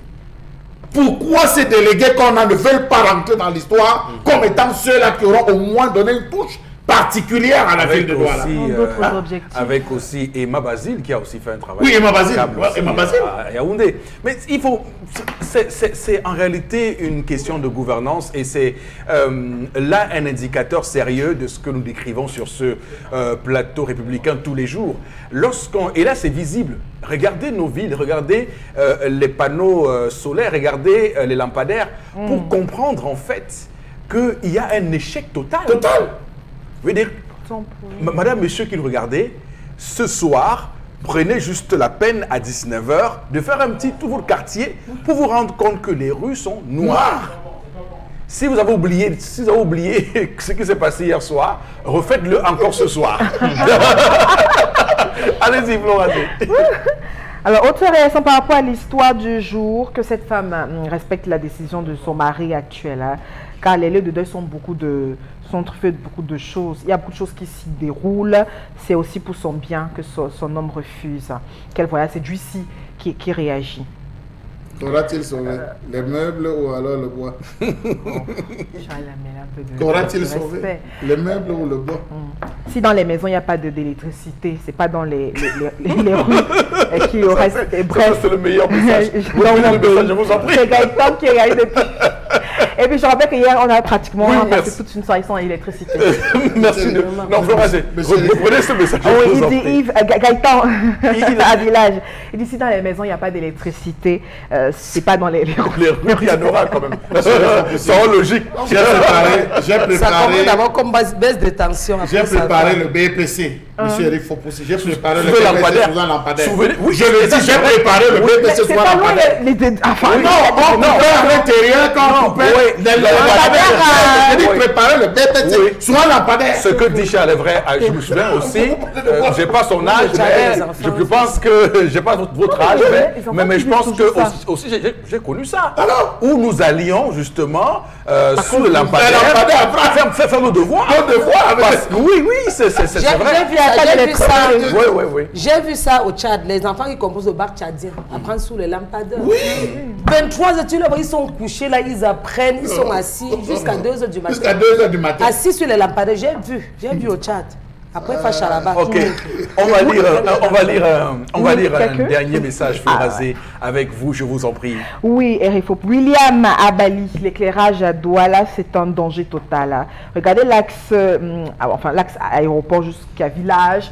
Le nombre d'agressions augmente de jour en jour. Oui. Terrible. Alors, il y a juste un petit pied sur la colère ce matin pour dire que on a juste évoqué l'éclairage des villes, mais sachez qu'il y a notre scandale dans ce pays, c'est que nos routes, nos nationales ne sont pas éclairées. Alors, et je ne sais pas si l'autoroute qu'on est en train de construire maintenant est une autoroute éclairée, parce que je peux vous dire que s'il y avait l'éclairage, on réduirait un nombre de choses, d'accidents que nous avons sur nos routes la nuit. Monsieur, il faut bien que le feu rouge qui est au niveau du carrefour Tif est resté rouge pendant des mois. J'ai dit le feu rouge, Mbambok est témoin. On est allé un jour de ce côté. C'est moi qui dis au chauffeur que ne t'arrête pas à travers. Ça ne fonctionne pas. Non, j'ai dit allons. Est-ce qu'on a un réseau souterrain? Est-ce qu'on a un réseau souterrain pour gérer la question électrique? C'est pas le seul carrefour. Okay. Non, Chalamel, je voulais juste te dire que quand vous allez ailleurs, dans d'autres pays dans le monde, vous vous rendez compte que les axes lourds, pour reprendre un terme qui est bien compris au Cameroun, les axes lourds sont éclairés. Oui, bien sûr. Il faut le dire au Cameroun, les axes lourds sont éclairés. Vous prenez Yaoundé, Douala, voilà. C'est éclairé sur tout le long de la route de Douala jusqu'à Yaoundé. Mais au Cameroun... vous avez dit Yaoundé, Douala, je voulais savoir si c'est récemment. Non, il dit qu'on si, là, j'ai commencé à... Je vous dérange, monsieur. J'ai pas encore bu d'huile. On va encore. Non, vous savez, c'est pour rigoler. C'est prendre des raisons, il n'y a rien de sérieux dans ce que je fais. Alors, on va tout de suite, Florazé, avec vous, ouvrir la revue des réseaux sociaux. Oui, Eric Fopoussi. Alors, ce vendredi, deux informations. La toute première, on va rester avec des tensions aussi, on va dire, à travers quelques réactions suite au résultat provisoire de Félix Tshisekedi comme vainqueur de cette présidentielle. Alors, en image, on aura donc là on a la réaction justement de Jean-Yves Le Drian qui réclame plus de clarté sur le résultat de la présidentielle. Hein, ce qui, vous pouvez imaginer les réactions sur la toile. Également, on a quelques tensions entre Paris et Kinshasa, et puis la France qui ne réussit pas à être n'arrive pas encore à se consoler à travers cette nouvelle ou actualité. Et puis on a également le ministre de la Communication, porte-parole du gouvernement congolais, Lambert Amidé, qui lui également a dénoncé la sortie médiatique du ministre français sur les résultats de la présidentielle. Donc encore des tensions, et puis il qualifie les présomptueuses l'ingérence de la France dans les affaires intérieures de la RDC. Et puis d'autres réactions, on se souvient notamment de celle de Martin Fayulu, justement, qui lui également traitait ces résultats de ridicule. Donc autant de réactions suite à cette information politique. Et on continue, Eric Fopoussi, de s'interroger. On appelle ça une grossière ingérence, et je rappelle que le même Jean-Yves Le Drian, souvenez-vous, on était le 10 décembre 2018, lorsque les Gilets jaunes faisaient leur grand tapage en France et qui avait eu à l'époque donc cette répression. Trump, le président américain, avait fait un tweet pour demander à la France d'y aller mollo mollo, et Jean-Yves Le Drian, en qualité de ministre des Affaires étrangères, avait demandé à Trump de ne pas s'ingérer dans les affaires internes de la France et que ça ne le concernait aucunement. Alors, le même Jean-Yves Le Drian, d'ailleurs, il y a une capture d'écran qui circule sur Facebook, on voit très bien les deux informations se succéder. Le même Jean-Yves Le Drian a jugé, lui, tout à fait nécessaire de s'ingérer dans les affaires, cette fois-là internes, de la RDC. Oui. Alors là, c'est du 2 poids 2 mesures, et on va bien expliquer donc à ce Jean-Yves Le Drian, à ce ministre des Affaires étrangères en France, de se taire. On sait qu'ils avaient leur candidat qui s'appelle Martin Fayulu. Il a perdu, il faut être fair play. C'est ça la vie. Vous croyez que c'est fini? Vous croyez que ça c'est le jeu, monsieur Rifopoussi? Ok, on va commencer. Chalamel, je commence par vous. Parce que vous semblez être très inspiré. C'est pas le jeu. C'est pas le jeu, c'est donc quoi? Monsieur Rifopoussi, c'est pas le jeu. Oui, c'est donc quoi? C'est un avertissement. C'est un avertissement. Pris sur ce point, c'est un avertissement. Ne jouez pas avec nos intérêts. Et vous trouvez ça normal? Et vous trouvez ça normal? Monsieur Eric Fopoussi, qu'on le veuille ou non, nous restons sous leur tutelle. Non. Monsieur, vous voulez refuser ce qui est. La preuve est décidée alors chez vous-même. On ne parvient pas à décider chez nous. Tant que la France n'a pas dit, rappelez-vous des dernières élections présidentielles au Cameroun. Est-ce que la France a envoyé les félicitations? Est-ce que le président a fait ceci? Nous sommes encore assujettis, M. Rifopoussi. Même sur le plan mental, on est encore assujettis. C'est un avertissement qu'on est en train de dire. Maintenant, c'est là maintenant le véritable conflit entre les puissances. Ils vont s'opposer. La France a des intérêts, M. Rifopoussi. C'est vrai qu'on a écarté l'Union européenne, on les a tous écartés, mais ça ne voulait pas dire qu'ils n'ont pas un droit de regard. Et vous savez comment est-ce que ça fonctionne. On commence par ce type d'avertissement. Après, vous allez entendre ce qui va se passer dans les différentes zones, M. Eric Fopoussi. Ça sera un refus catégorique. Vous allez voir Martin Fayulu qui va crier. Quand il y aura une opposition, on va rentrer dans un conflit. Bon, il me tarde d'écouter votre lecture. Il est intéressant oui. que M. Félix Tshisekedi accepte d'engager la guerre contre la France. Et là, on verra que la France les a attaqués. Et son ralliement avec le président Kabila oui. lui fera avoir comme allié l'Angola et le Zimbabwe. Et là, la France voilà, sera... vous voulez avenir, oui. Non, c'est ça le fait. Non, nous sommes en guerre, Nous sommes en guerre. Absolument. Oui. Vous ne pouvez pas me dire... Est-ce qu'il a les moyens, Oui. Tu sais qu'il y a les moyens. J'ai dit oui. S'il ne joue pas mon double jeu, son ralliement avec Joseph Kabila va lui faire bénéficier le soutien de l'Angola et du Zimbabwe. Ce qui va faire entrer Kabila dans le jeu encore. Oui. Cette seconde fois. Non, puisque Kabila... pas parti. Mais c'est bon. Non, mais Kabila... Quand Kabila signe les accords, c'est l'État de Congo qui bénéficie de ces accords-là. Non, mais écoutez, la première visite d'un président algérien en France s'est faite en décembre 1983. Parce que Charlie Benjedid a imposé et exigé que si François Mitterrand veut rétablir les relations, il doit acheter au double le gaz algérien. Et justement, ils ont signé un accord gazier où la France était obligée de payer le double. Et il a fait sa première visite en Algérie pour venir demander pardon pour que Charlie Benjedid accepte enfin aller en France. Et il se passe des choses, justement, c'est la guerre. Quand vous avez pourquoi la Corée du Nord fait bouger le monde. Oui. Mais justement, là, le Congo aujourd'hui, avec ce qui vient de se passer, doit donc tenir. Oui. J'étais à Yaoundé, ce n'est pas qu'on m'a dit. Lorsque le sommet France-Afrique s'ouvre à Yaoundé, en janvier 2018, et que la veille, on assassine Laurent Désiré Kabila, il se passe que Jacques Chirac doit arriver à 19h. Dos Santos et Robert Mugabe sortent. Ils disent à Kofi Annan, c'est Mugabe qui parlait, il lui dit, cher monsieur, il ne lui a même pas, il n'a pas appelé par son nom, il a dit, cher monsieur, vous avez voulu la guerre en République démocratique du Congo, vous aurez la guerre. Nous n'attendons pas Jacques Chirac, nous rentrons. Voilà. Il a pris le même avion que Dos Santos, ils sont allés. Camarade Bob. Le lendemain, on a compris que Joseph Kabila, qui était quelque part, dirigeait un régiment de l'armée de terre quelque part, est venu succéder à son père. Et le surlendemain, on dit qu'il est invité par Bill Clinton, ainsi de suite, ainsi de suite. Et alors que la presse française, France 24, Le Point et tout, on disait Joseph Kabila, il n'est même pas le fils de Laurent Désiré. D'abord, c'est même un Rwandais. Il n'a même pas fait l'école de guerre. Il était en Chine, il n'a fait que 3 jours. Ça n'empêche. Et le gars a tenu jusqu'à aujourd'hui. Donc, en fait, il faut montrer les biceps parce qu'ils en ont. D'accord. Où est dans le désir du peuple?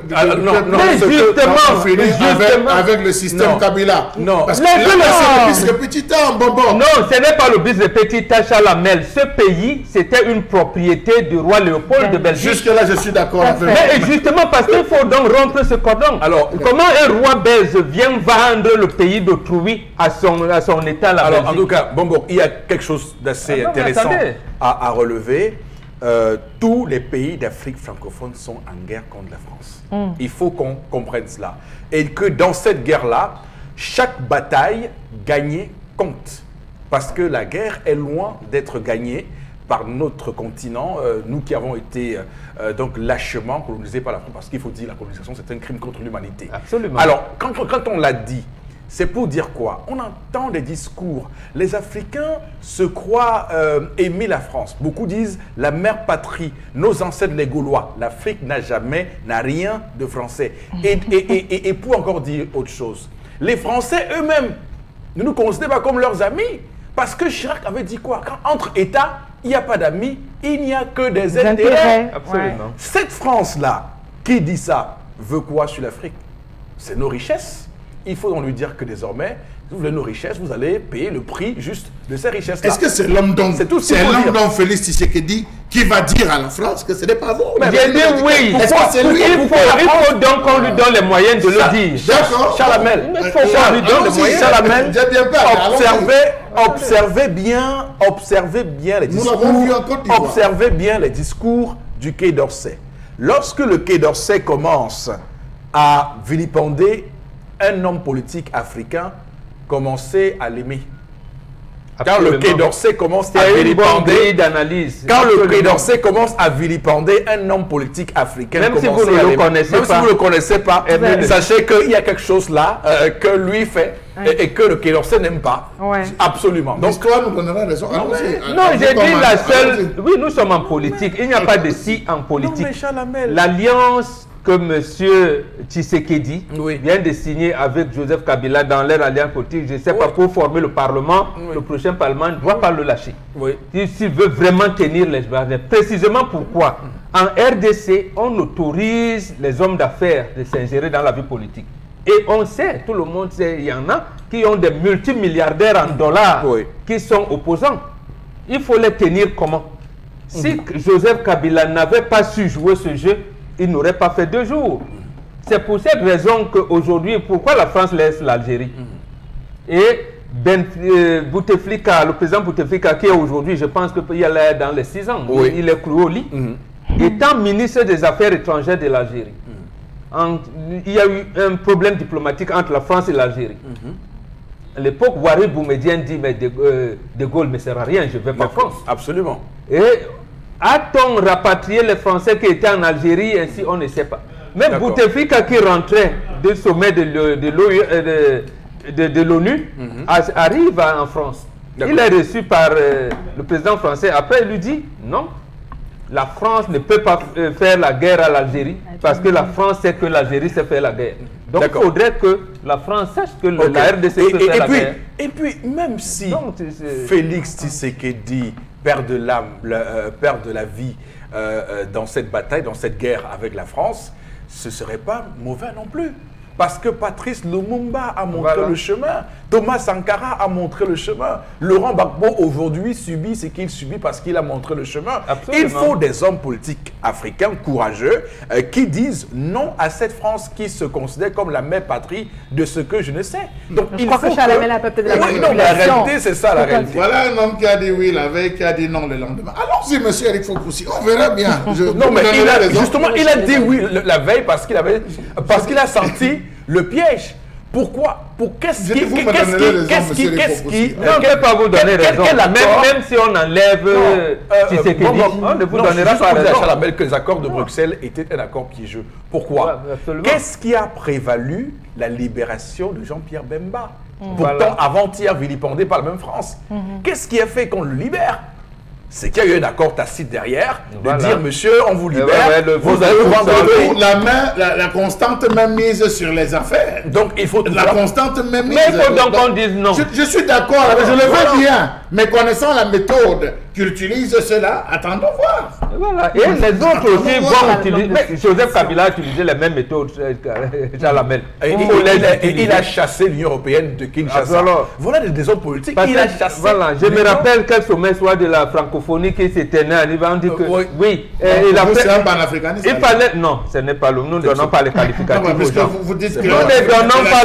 Non, je vous dis que nous sommes en guerre. Nous ne donnons pas les qualificatifs. Chaque bataille gagnée compte. Absolument. On dit lutte unie sur tous les fronts. On n'a pas dit qu'il est panafricaniste, mais s'il pose un acte qui est de nature à être apprécié, on l'apprécie. Même s'il est l'homme des réseaux occidentaux, s'il s'élève contre eux, on le soutient.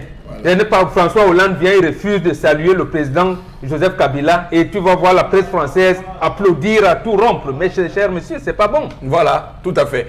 On va donc attendre de voir si cette France-là a les moyens, à travers l'Église catholique là-bas sur place, d'influer donc sur le cours des événements, parce que on va dire que la Cour constitutionnelle reste donc habilitée seule à déclarer, à proclamer les résultats définitifs de cette élection présidentielle du 30 décembre dernier en République démocratique du Congo. Alors, Florazé, la dernière information. Alors, la dernière information, c'est depuis 3 mois déjà après, on a réussi à renouveler ou à avoir un tout nouveau gouvernement. Et puis sur la toile, on tire déjà de partout, notamment à travers ce communiqué, puis cette note qui enjoint le ministre des Marchés publics de prendre donc à titre exceptionnel des dispositions essentielles et puis nécessaires à la continuité du fonctionnement de la SONARA, et ce jusqu'à la nomination de nouveaux directeurs général, ce qui pose encore en tout cas des interrogations chez nos internautes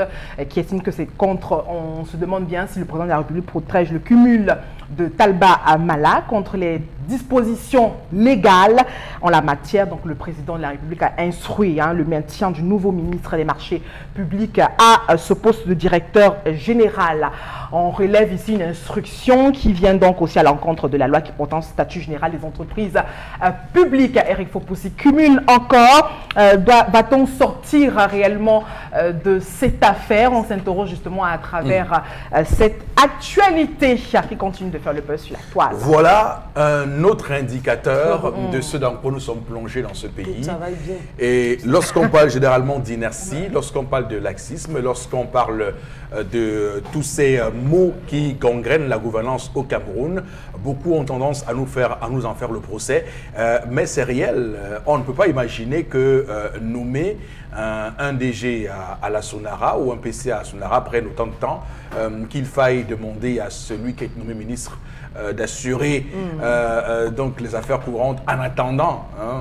Encore faut-il savoir si l'attente sera longue ou courte. Vous savez comment le pays fonctionne. Alors bon, Béhan, comment vous analysez cette décision, cet acte présidentiel? Deux choses. La première, c'est ce que, dans la suite de ce que vous avez relevé, oui. Non, la Constitution dit au président qu'il peut déléguer certains de ses pouvoirs. Donc, il peut procéder à cet acte-là, administratif, pour... j'allais dire gérer le vide.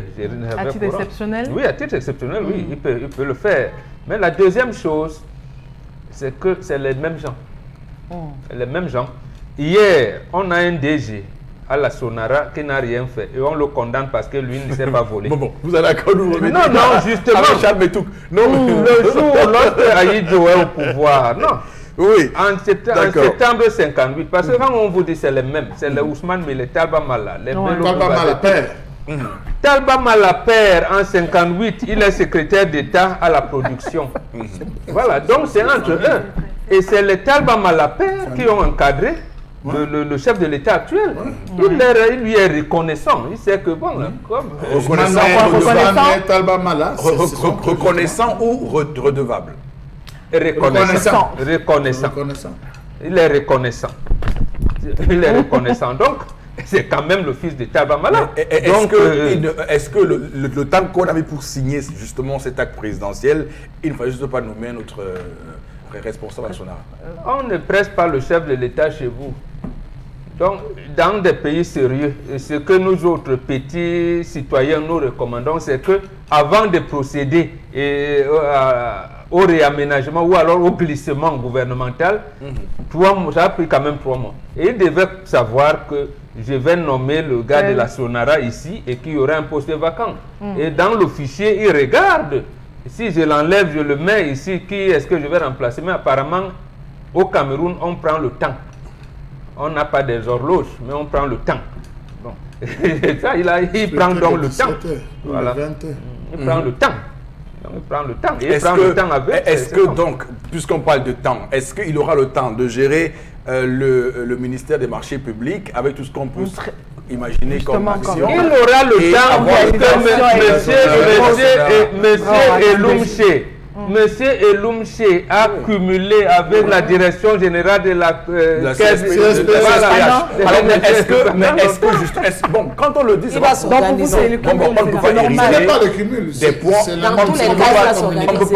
ne peut pas ériger des points négatifs en règle.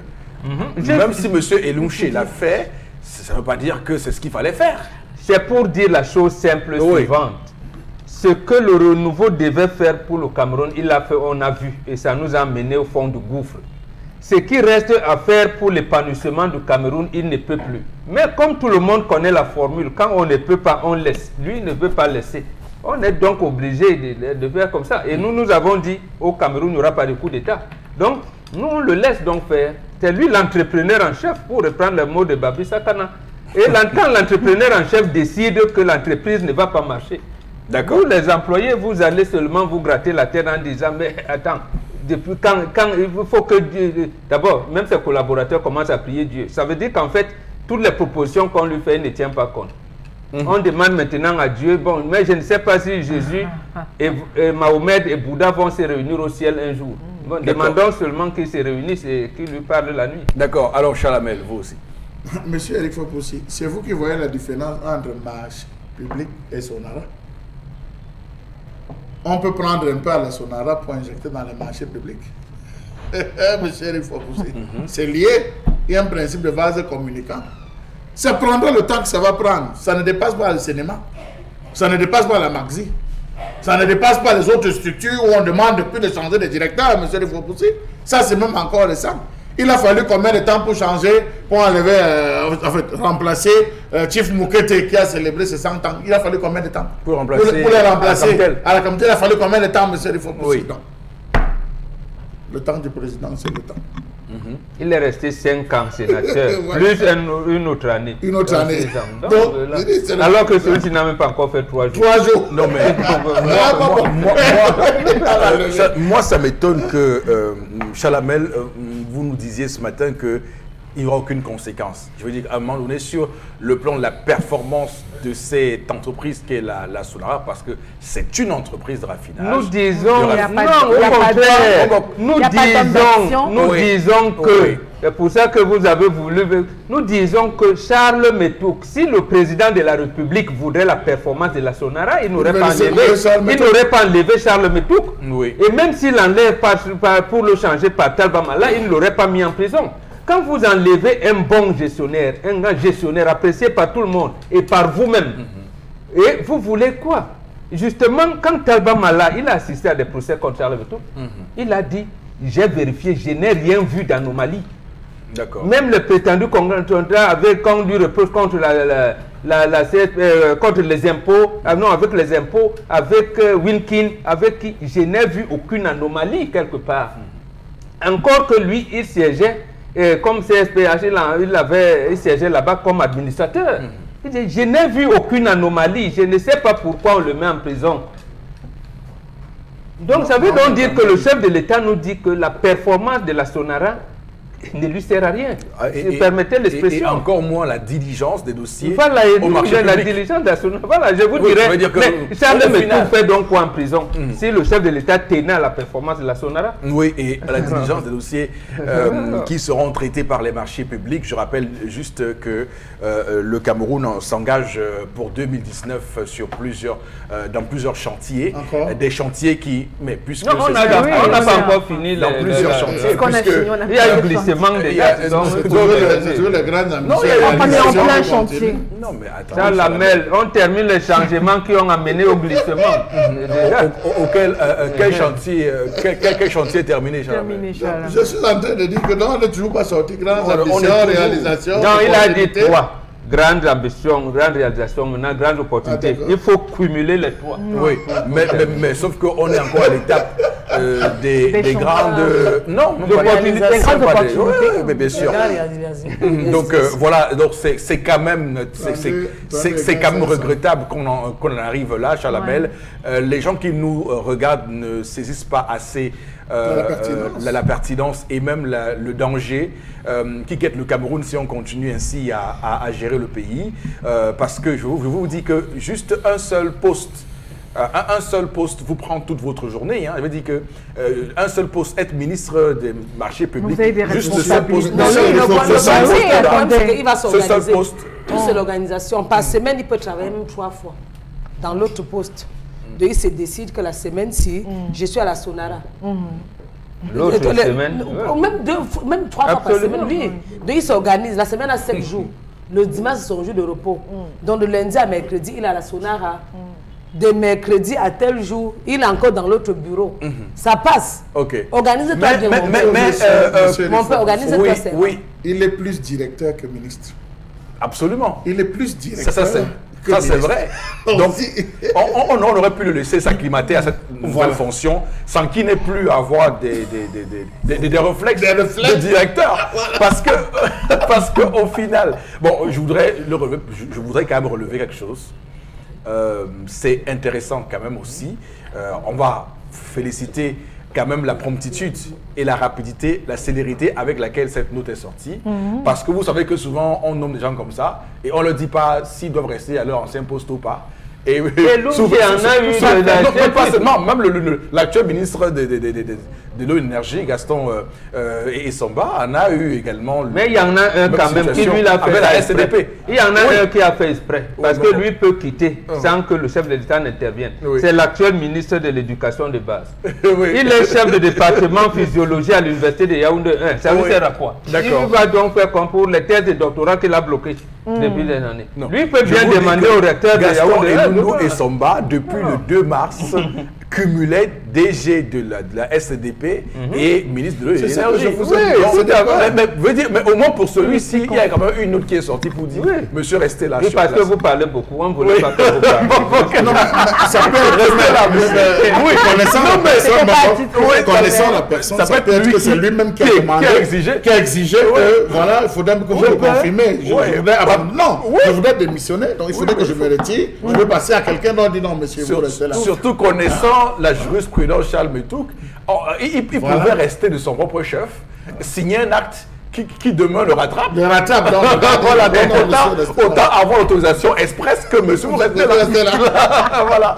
Merci beaucoup Florazé pour cette revue des réseaux sociaux. Merci à vous madame, monsieur de nous retrouver sur Equinox Télévision sur le plateau républicain 10-12 Le Zénith. Tout de suite, voici Constilamine qu'on va retrouver au plateau B. Avec lui, on va se faire un espace consacré au concept Salaka, comme toujours. Constilamine, nous sommes vendredi, hein? Bonjour. Oui, bonjour Eric, bonjour à tous les clients du concept Salaka et surtout bonjour à tous ceux-là qui ont déjà pris le train en marche sur les poêles Red Cooper et les paires de gants Super Gants. Alors ce matin, je reviens encore permettre à tous les téléspectateurs de l'émission 10 sous le Zénith d'avoir leur poêle à la maison pour ceux qui ne l'ont pas encore.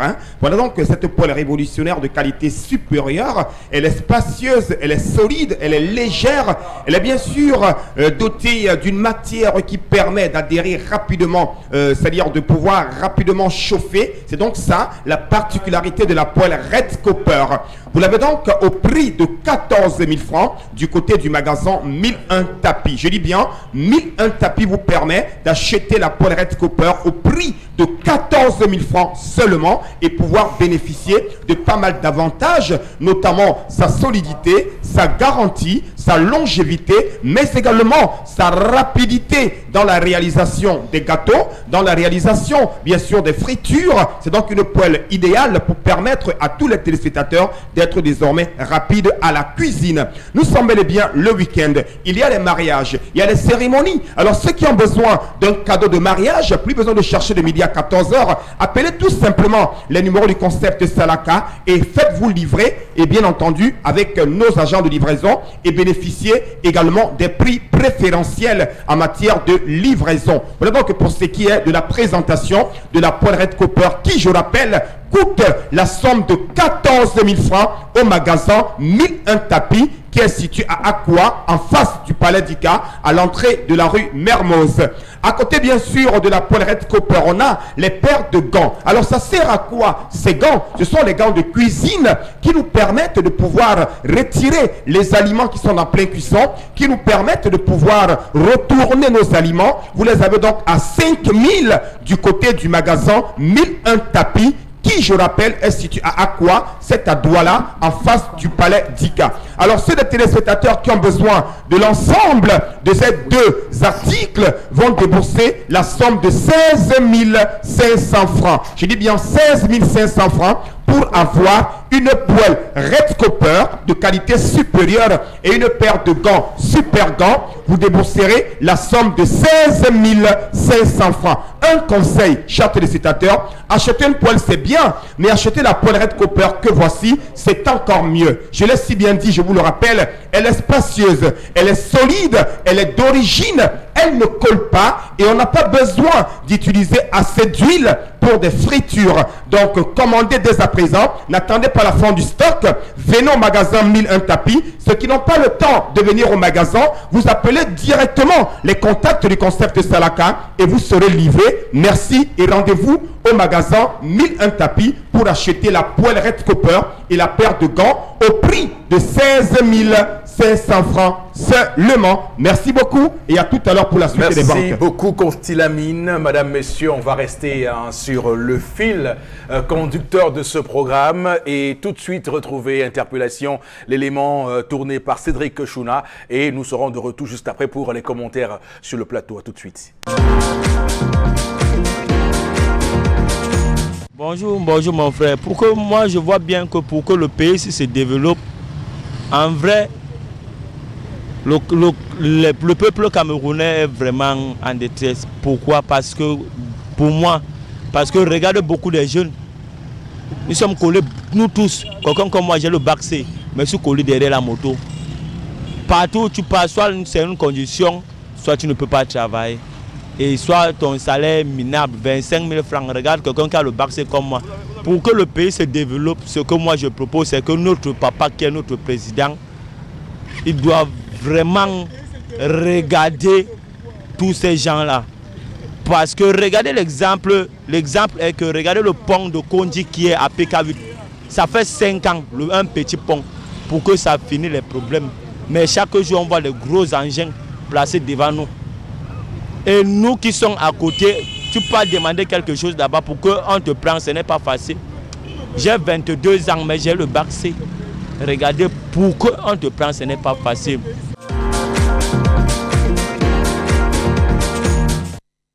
Voilà. En tout cas, on va dire que... oui, alors, franchement, je suis sans voix parce que c'est ça l'expression. Autre indicateur de la détresse, il a utilisé un terme qui nous semble sur ce plateau indiquer et donner la photographie réelle de ce qu'est le Cameroun aujourd'hui. Le peuple camerounais, le peuple d'en bas, la plèbe, les sans-dents, les gens d'en bas sont en détresse.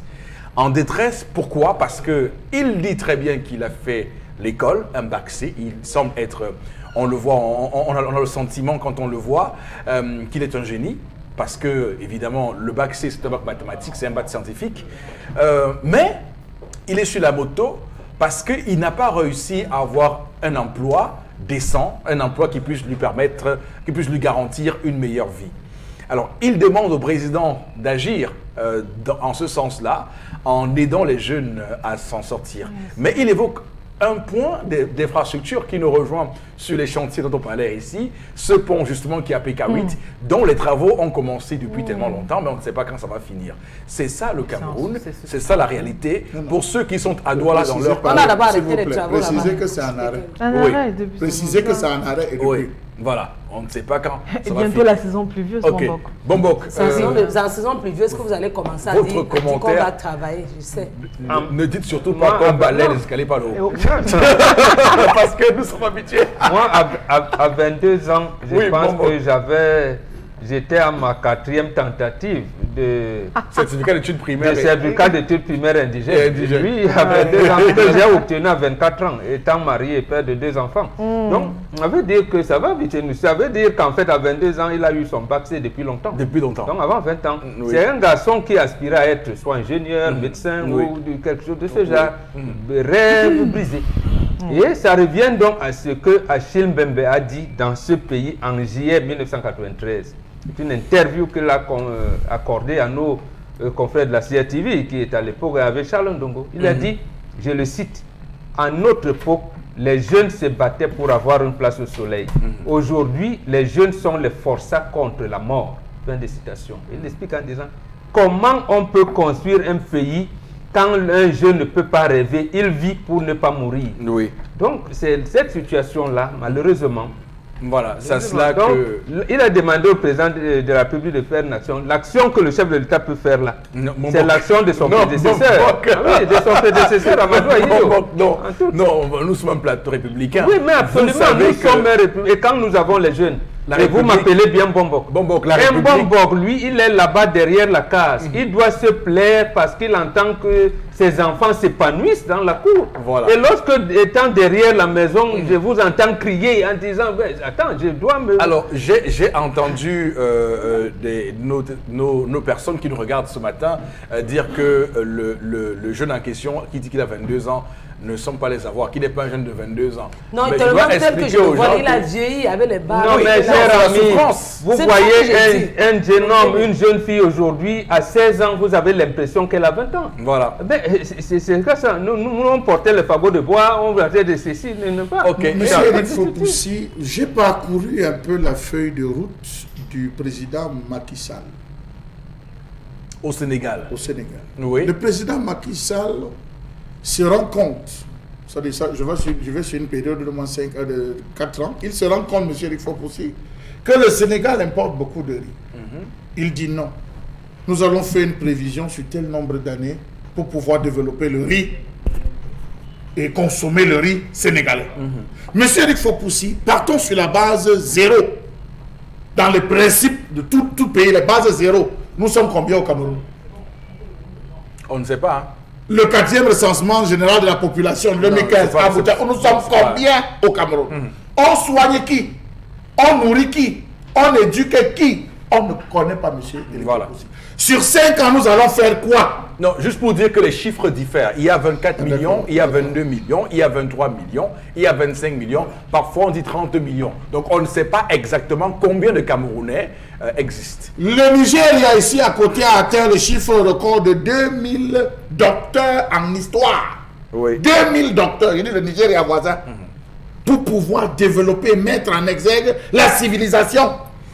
Toutes les différentes civilisations dans ces différents coins, avec les moyens qu'il faut. Le Sénégal il y a plus de 6000. Au Cameroun, on a combien de docteurs? Il faut aller fouiller dans l'identité. Mais bon, tout ça, c'est les Français ceux qui gèrent l'identité, Oui, qui tout connaissent à combien fait. de professeurs on a, combien d'enseignants. tout à fait. Monsieur, Ok. il faut possible. D'accord. Voici les chantiers qu'on doit achever. Nous avons combien d'ingénieurs? Le Et Cameroun compte combien vous d'ingénieurs? terminez par là, Charles. D'accord. Merci beaucoup pour l'interpellation. Merci aux jeunes compatriotes qui sûrement nous regardent ce matin. Merci beaucoup pour cette interpellation. Chers téléspectateurs, voici Consil Lamine une nouvelle fois. Avec lui, on parle des gyrophares de signalisation. Hein, Consil Lamine, à vous. Hein? Bien entendu, Eric, nous parlons de gyrophares de signalisation. Je pèse bien mes mots. Gyrophare de signalisation. Alors, c'est quoi un gyrophare de signalisation? Le voici en direct à la télé ce matin. C'est un appareil minuscule qui nous permet de pouvoir alerter à plusieurs mètres qu'on est en détresse. C'est un appareil qui permet aujourd'hui d'être à l'abri des accidents. C'est un appareil de prévention routière, de sécurité routière. C'est donc ça, quelques avantages liés à l'utilisation du gyrophare de signalisation. Alors, comment l'utiliser? C'est simple comme bonjour. Ce gyrophare de signalisation en pleine nuit, il permet de pouvoir alerter à plus de 300 mètres qu'on est en détresse, que ce soit suite à une panne mécanique, à une panne électrique ou alors à une crevaison. Ce gyrophare de signalisation joue un rôle très important. Alors là, je m'adresse à tous les automobilistes qui me regardent en ce moment et qui vivent en direct la présentation de ce gyrophare de signalisation à la télévision. On peut donc l'accrocher, que ce soit à l'avant ou à l'arrière du véhicule. On peut également le poser sur le capot du véhicule ou alors le poser sur le goudron. Et je rappelle également qu'il est doté d'un côté qui a l'airement. Donc on peut l'accrocher grâce à son airement sur la voiture. Voilà donc comment utiliser le gyrophare de signalisation qui, je rappelle, en pleine nuit, joue un rôle très important. Que d'utiliser les touffes d'hèbre, d'utiliser les méthodes archaïques, on devrait être moderne. Et le modernisme passe aujourd'hui par l'utilisation d'un gyrophare de signalisation que voici en vente au concept Salaka et du côté du magasin 1001 tapis. Revenons sur le prix, chers téléspectateurs. Vous l'avez donc, le prix normal est de 6 000 francs. Ça, c'est le prix de ce gyrophare de signalisation. Comme nous sommes en pleine période de lancement et nous voulons permettre à tous les téléspectateurs qui ont une voiture, qui ont une moto, de l'avoir, nous allons vous permettre de bénéficier d'une réduction de 1000 francs sur le prix de 6 000 francs. Dès que vous le commandez à présent, dès que vous passez au magasin 1001 tapis, vous allez bénéficier d'une réduction de 1000 francs sur ce gyrophare de signalisation. Et je tiens également à rappeler qu'il est doté également d'une lampe torche. Voilà donc, on va donc l'allumer. Hein. Voilà.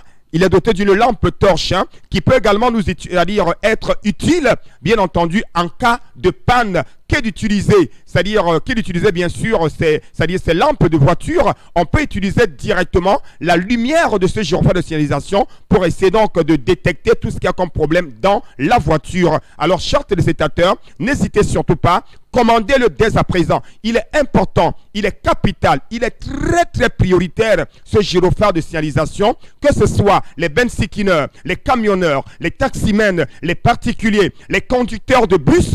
Cet appareil est important. Je vous le conseille activement. Je vous le conseille. Vous l'avez à 6 000 francs, mais la réduction vous sera accordée. Vous l'achèterez au prix de 5 000 francs seulement. Et c'est disponible au magasin 1001 tapis, en face du palais d'Ika, à l'entrée de la rue Mermoz. Et ceux qui sont hors de la ville de Douala, vous pouvez tout simplement appeler et vous serez livré grâce à nos agents de livraison. Merci et bon week-end à tous les automobilistes qui ont besoin de ces gyrophares de signalisation. Merci Constilamine.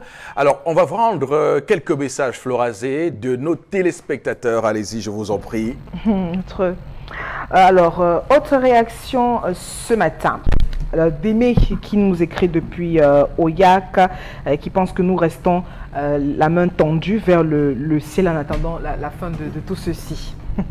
De tout ce qui ne marche vers pas. Le ciel. On vous demande de vous engager de manière citoyenne. Vous demandez le ciel. Non. La première chose à intégrer, on nous l'apprend lorsque nous faisons nos classes dans les ONG de droits de l'homme. On vous apprend d'abord à vous considérer comme citoyen. Voilà. D'abord.